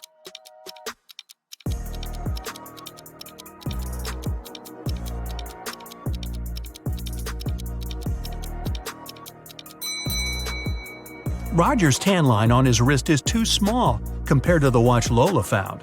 And if Mary remembered where she dropped the watch, why didn't she pick it up? Susie knows how expensive her watch is, and she was worried it broke. Jenna and Michael were out partying on Halloween night. Michael told Jenna she wouldn't dare to go to a 120-year-old abandoned castle on the other side of town. Rumor had it that a mad scientist used to live there. Without a second thought, Jenna started walking. She reached the house at 3 a.m. and the door was open. When she walked in, the crazy scientist showed up and told her, "I've got a riddle for you. If you answer it correctly, you're free to go. If not, I get to do my scientific experiments on you. A sphere has 3, a circle has 2, and a point has 0. What is it?" You've got 9 seconds to find out.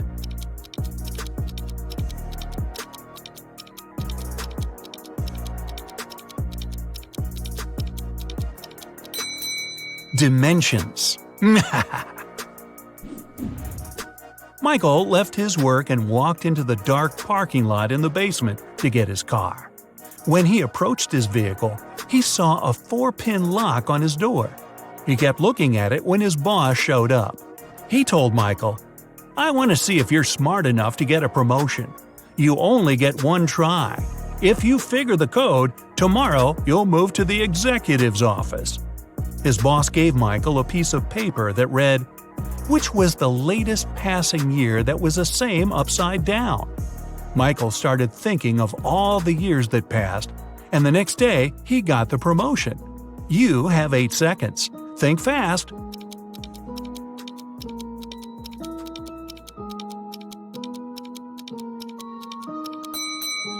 It's 1961. Susie arrived at the dance studio for her rehearsal when she found her instructor unconscious on the floor. Next to him there was a broken vase. Someone must have hit him on the head. Susie called Detective Allen at the scene, and he was suspecting 3 people who entered the studio that day. William, another instructor, said he had an emergency private class with a celebrity and left before anyone showed up at the studio. Mason, a professional dancer, said he took the week off and dropped by today to give the keys back to the dance instructor because he forgot them in his bag when he left the day before. Sally, a dancer, said she had class today, but when she showed up, she didn't see anyone through the window and assumed the studio was closed. Detective Allen knew exactly who was lying. You've got 7 seconds.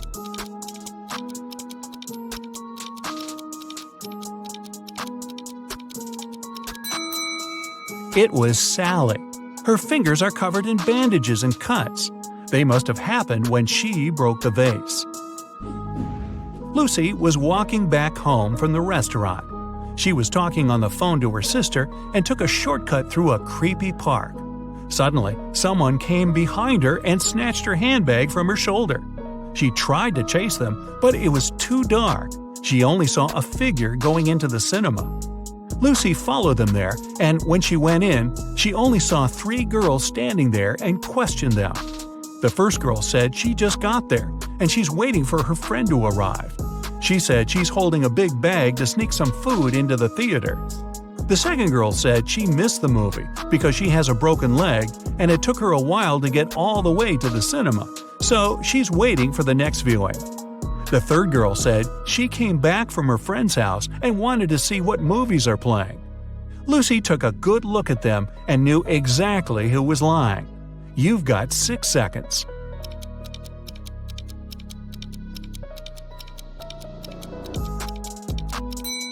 It was the girl with the broken leg. Her left leg is broken, and instead of holding the crutch on the left to support her weight, she has it on the right side. Alex was at the park, snapping photos of trees and flowers for a photography competition. When he finished, he placed his camera on the bench and tried to disassemble his equipment to head back to his car. Suddenly, he heard someone running, and his camera was gone. He saw the person going inside a blue car. Alex got the rest of his stuff and followed the robber. He then saw the car parked outside a restaurant. He walked in and saw 3 people sitting down. Can you guess which of them is the robber? You have 5 seconds.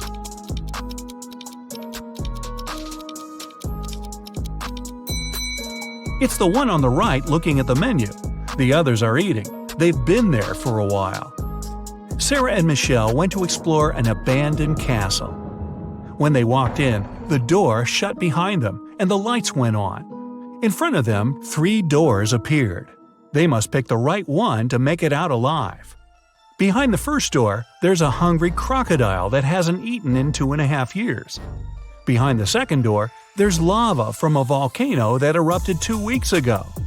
And behind the third door, there's a massive seawater pool with a whale shark you must swim through.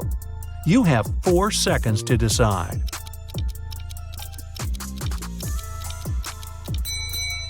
Crocodiles can go without food for 3 years, and lava can remain hot when it's well insulated for months. The best option is the whale shark. Even though it's a shark, we humans are indifferent to them. Tori was the lead actress in a movie. They were filming on a deserted island to make sure nobody was around to interrupt the scenes. The day before the shooting, Tori was found unconscious in her room, and the crew member called Detective Martin on the case. He interviewed 4 suspects. The producer said he'd be scouting the island to find a new location with a lake, and he didn't talk to anyone all day. The writer said he'd been making some adjustments to the scripts in his trailer.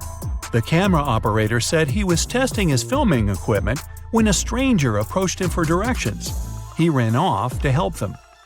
The director was sitting on the beach, writing down notes about small details he wanted to add to the movie. Detective Martin figured it out in 3 seconds. Can you? It was the camera operator. Hey, this was a deserted island. Nobody was there needing help. Anna is a vegetarian restaurant owner. The day she opened the new restaurant, she invited her family to celebrate. Her sister came first, but found Anna unconscious on her office floor. She immediately called the police, and they questioned everyone that entered Anna's restaurant that day. The electrician said he came in for some final checks to make sure everything works. The cleaner said he came in for his shift, but Anna was okay before he left. The chef said he had been sharpening his knives for the meat carvery station. The police arrested the chef. Why? Here are your 3 seconds. This was a vegetarian restaurant. There's no meat carvery station. Jenny, a famous singer, went abroad for her first concert. She checked into a hotel and went to perform for her next show. When she returned to her room, she realized all her jewelry was gone, and she called the police. Detectives checked the cameras and saw that nobody left the hotel that night. The person who took them was still inside. There were only 3 people at the hotel. Michael said he couldn't sleep and spent the entire night in the lounge reading. Jason, the manager, said he spent the night in the back office watching TV because it was quiet. Margaret said she went to the hotel's pool to swim alone. The police knew who was lying. You've got 2 seconds. It's Margaret. Hotel pools are closed tonight for maintenance. Jason and his wife are millionaires. They have 3 sons and 2 daughters. All kids were going on a camping trip together, and the couple will have the weekend for themselves to relax. When they woke up the next day, all their money was taken from their safe, and they called the police. When the officers showed up, they interviewed the 3 people who were in the house that morning. The butler said he was cleaning the car after driving the kids to the camping site. The chef said he was busy preparing a huge breakfast for the family. The cleaner said he finished cleaning quickly that day and left early. The police figured out who was lying in 1 second. Can you? It was the chef. Since the kids were gone, he couldn't have been cooking breakfast for the family. Karen is at a corporate party. Her boss, Mia, brings a bunch of identical envelopes and says, "I personally put the grand prize in one of these envelopes. It's a certificate for a trip to Bali." But no worries, the remaining envelope contains consolidation prizes prepared by our sponsors. Can you help Karen win the trip to Bali?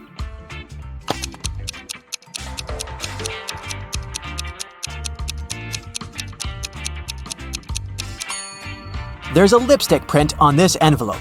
Mia has a similar lip color. She said that she had personally packed only one envelope, so the grand prize should be here. The day of Karen's flight to Bali has finally come. She calls a taxi to the airport. Soon, 3 identical taxis arrive at her porch. But only one of these drivers can actually give Karen a safe ride. Can you guess who?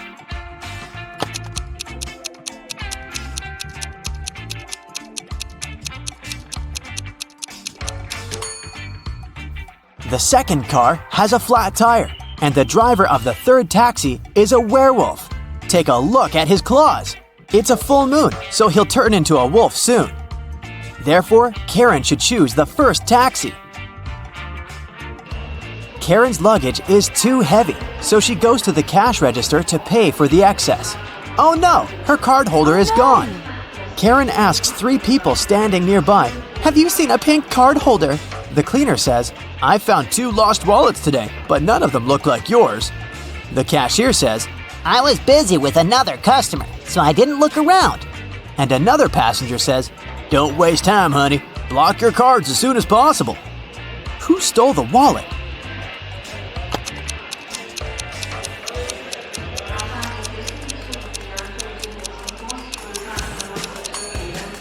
Nobody. Karen put it in the fold of her hat and forgot it there. See? On the plane, the steward asks Karen to switch seats with another passenger. Karen can choose one of these 3 seats. Can you help her figure out the best option?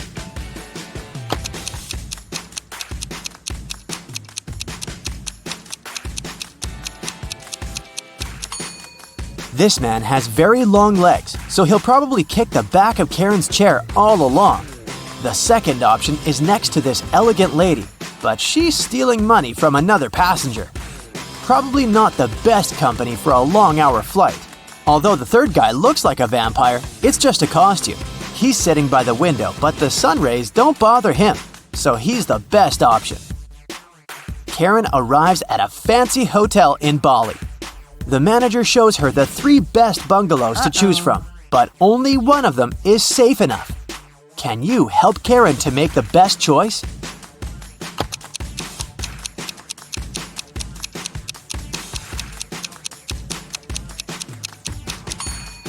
The first bungalow doesn't have a door, which makes Karen an easy target for robbers and mosquitoes. And there's a scorpion under the bed in the third bungalow, so she should choose the second one. On the beach, Karen meets 3 ladies who claim to be millionaires and show her pictures to prove it. But one of them is fake rich. Can you guess who?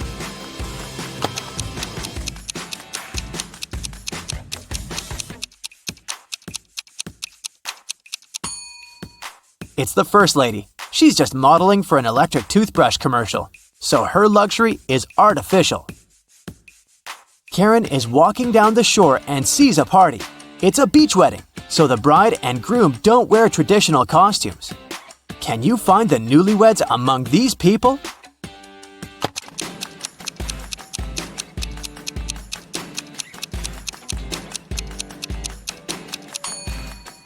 Take a look at the cake. The letters say Harry plus Amy.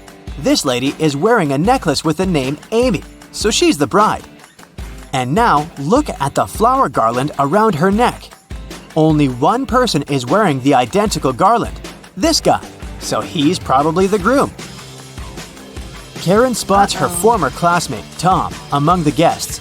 He's talking to a strange lady. The lady is wearing a hoodie and standing with her back turned to Karen, so Karen can't see her face. Tom and the lady leave together and hide from everyone on the roof of the beach restaurant where the party takes place. Later that night, Karen also visits the roof. There's no one else here, but after checking the roof, Karen knows for sure which of these 3 ladies is Tom's secret girlfriend. How did she know?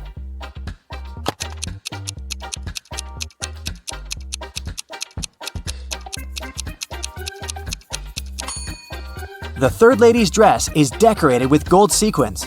She lost one sequin on the roof. Tom sees Karen and invites her for a walk along the shore. She spots 4 weird things right away. Can you see them too?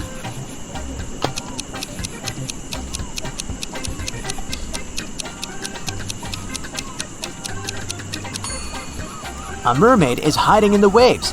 This sandcastle has electric lighting. Tree branches flutter in the wind to the right, but the flags to the left. And finally, the moon has a creepy face.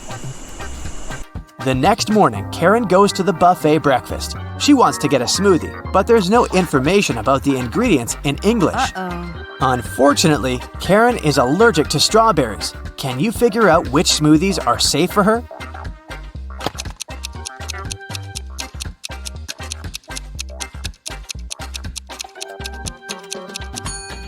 It's all about the color. Only the green and yellow smoothies don't contain any strawberries for sure. Other options are risky. Karen enters a spa center. The manager asks her to wait for 15 minutes. Karen takes a seat and falls asleep. She wakes up after a while and finds out that someone had given her a heart-shaped tattoo. She questions 3 suspects. Bobby, the client, says, "Lady, I've just arrived on my motorbike. If I see any crazy tattoo artists around here, I'll tell you." Leah says, "I've been cleaning the bathroom within the last 30 minutes. And Tony, the massage therapist, says, "Sorry, I was busy with my client, so I didn't look at you at all." Who's lying?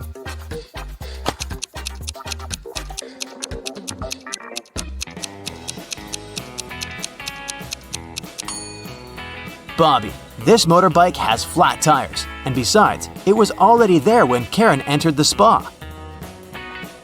Luckily, the tattoo was temporary, and the massage therapist helped Karen to remove it, but he charged her $5 for his help.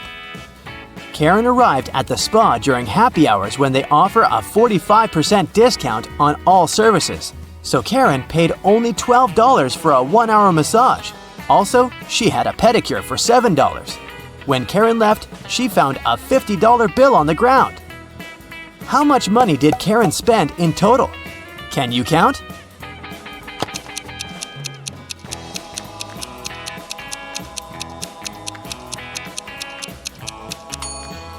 Karen spent a total of $24.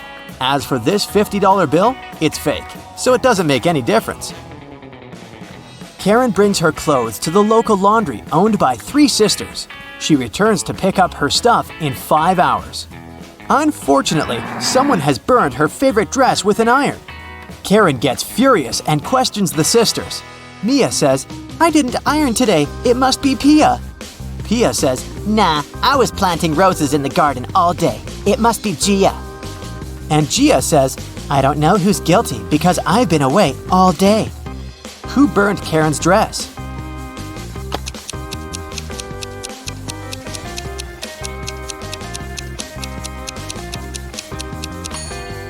It was Pia. Take a look at the garden.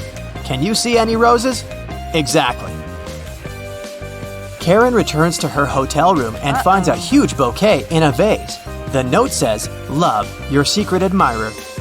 Karen calls the reception to find out more. The manager says, "One of the hotel's male guests ordered the flowers, but I can't reveal his name." Only 3 male guests stay in this hotel at the moment: Hans, Jacques, and Will. Karen meets them all at the beach and spots her secret admirer right away. Do you have any clue who it might be?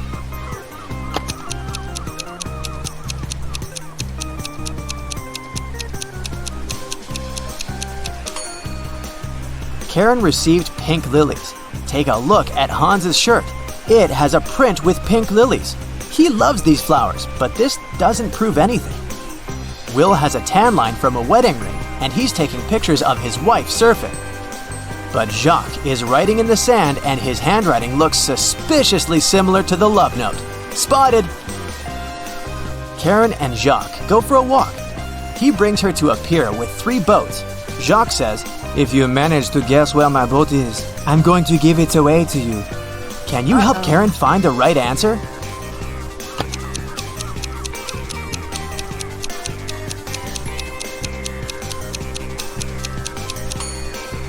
Someone's sleeping on the second boat, but this doesn't mean that the person is the owner.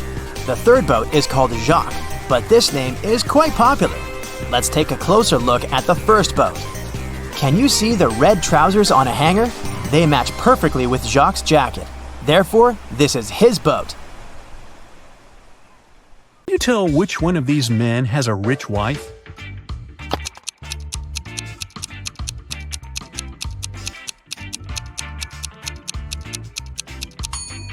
The one on the left doesn't even have a wedding ring, so I'd say it's the man on the right. Okay, now look at these two. Who do you think has a dog?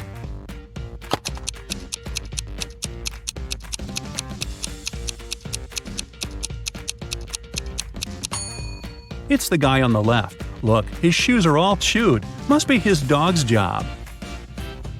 Kaylin and Juliet are going to their friend's house to work on a group project. At least, that's what they told their parents. In reality, one of them is going on a date with her secret boyfriend, and she's going to meet him instead. Can you tell who?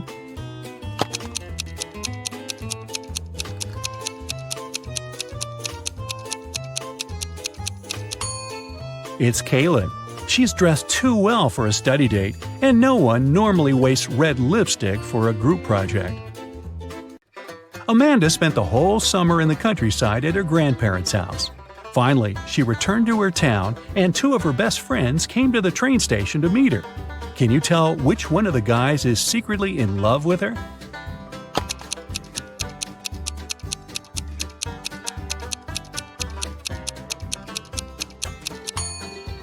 Well, considering that the one on the left has flowers and candy for her, I'd say he probably likes her. Sydney and Louisa both failed their history test. Their mother grounded them and made them study all weekend. She was occasionally walking in the room to check on them, so she walked in again. Can you tell which teenager wasn't studying?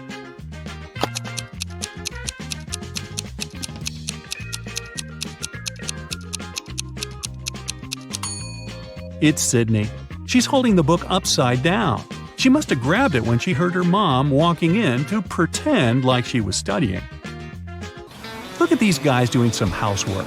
Who's not smart?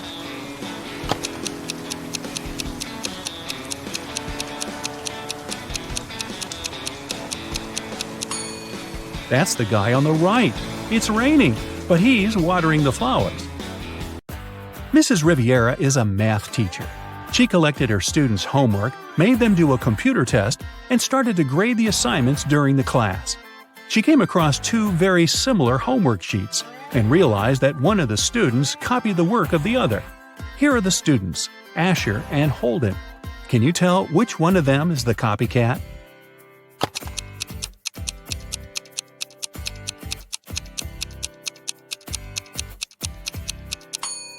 It's Asher.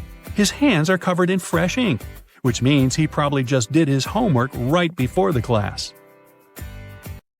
Mr. Reed came back home at night after another long shift. His wife was still up. He kissed her and went to bed. Mrs. Reed had been suspecting that her husband was cheating on her for a while already, and this time she wanted to know for sure. She decided to check his pockets. The next day, she told her husband that she knew he was cheating on her. Why?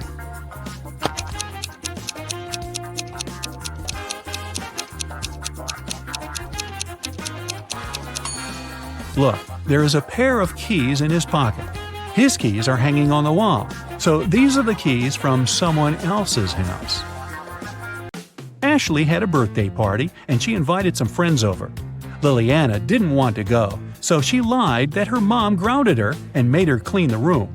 Ashley was sad but understanding about it. To make it up to her, the next day, Liliana invited Ashley to her house to study together and to watch a movie in the evening. Ashley agreed, but at Liliana's house, she understood that she had lied to her. How?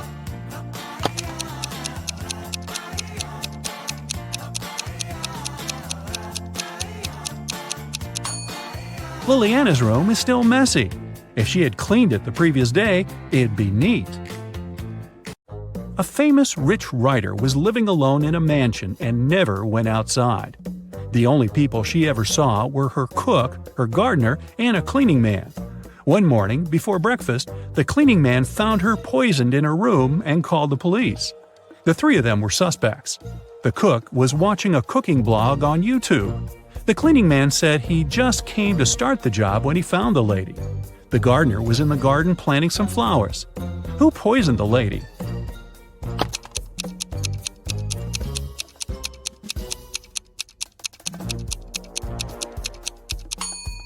It must be the cook. It happened right before breakfast, but he wasn't cooking anything. He knew the breakfast wouldn't be needed that morning. It was summer break, and Ariana's friends invited her to go camping. Ariana wasn't really into camping, but didn't want to admit that she'd rather stay at home and watch TV. So she said that her parents invited her to go to Greece.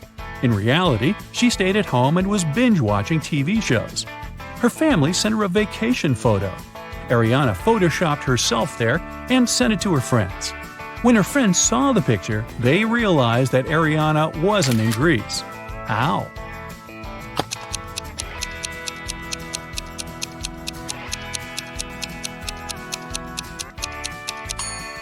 Ariana photoshopped herself, but her friends noticed that everyone in the picture except for her cast a shadow. Hallie works at a gas station in a city suburb. It was calm and quiet there. One day, she only had 3 customers. The first one got something to drink. The second one got some chocolate bars, and the third one just paid for gas. One of them was a criminal, and Hallie reported him to the police. Who was the criminal, and how did she understand it?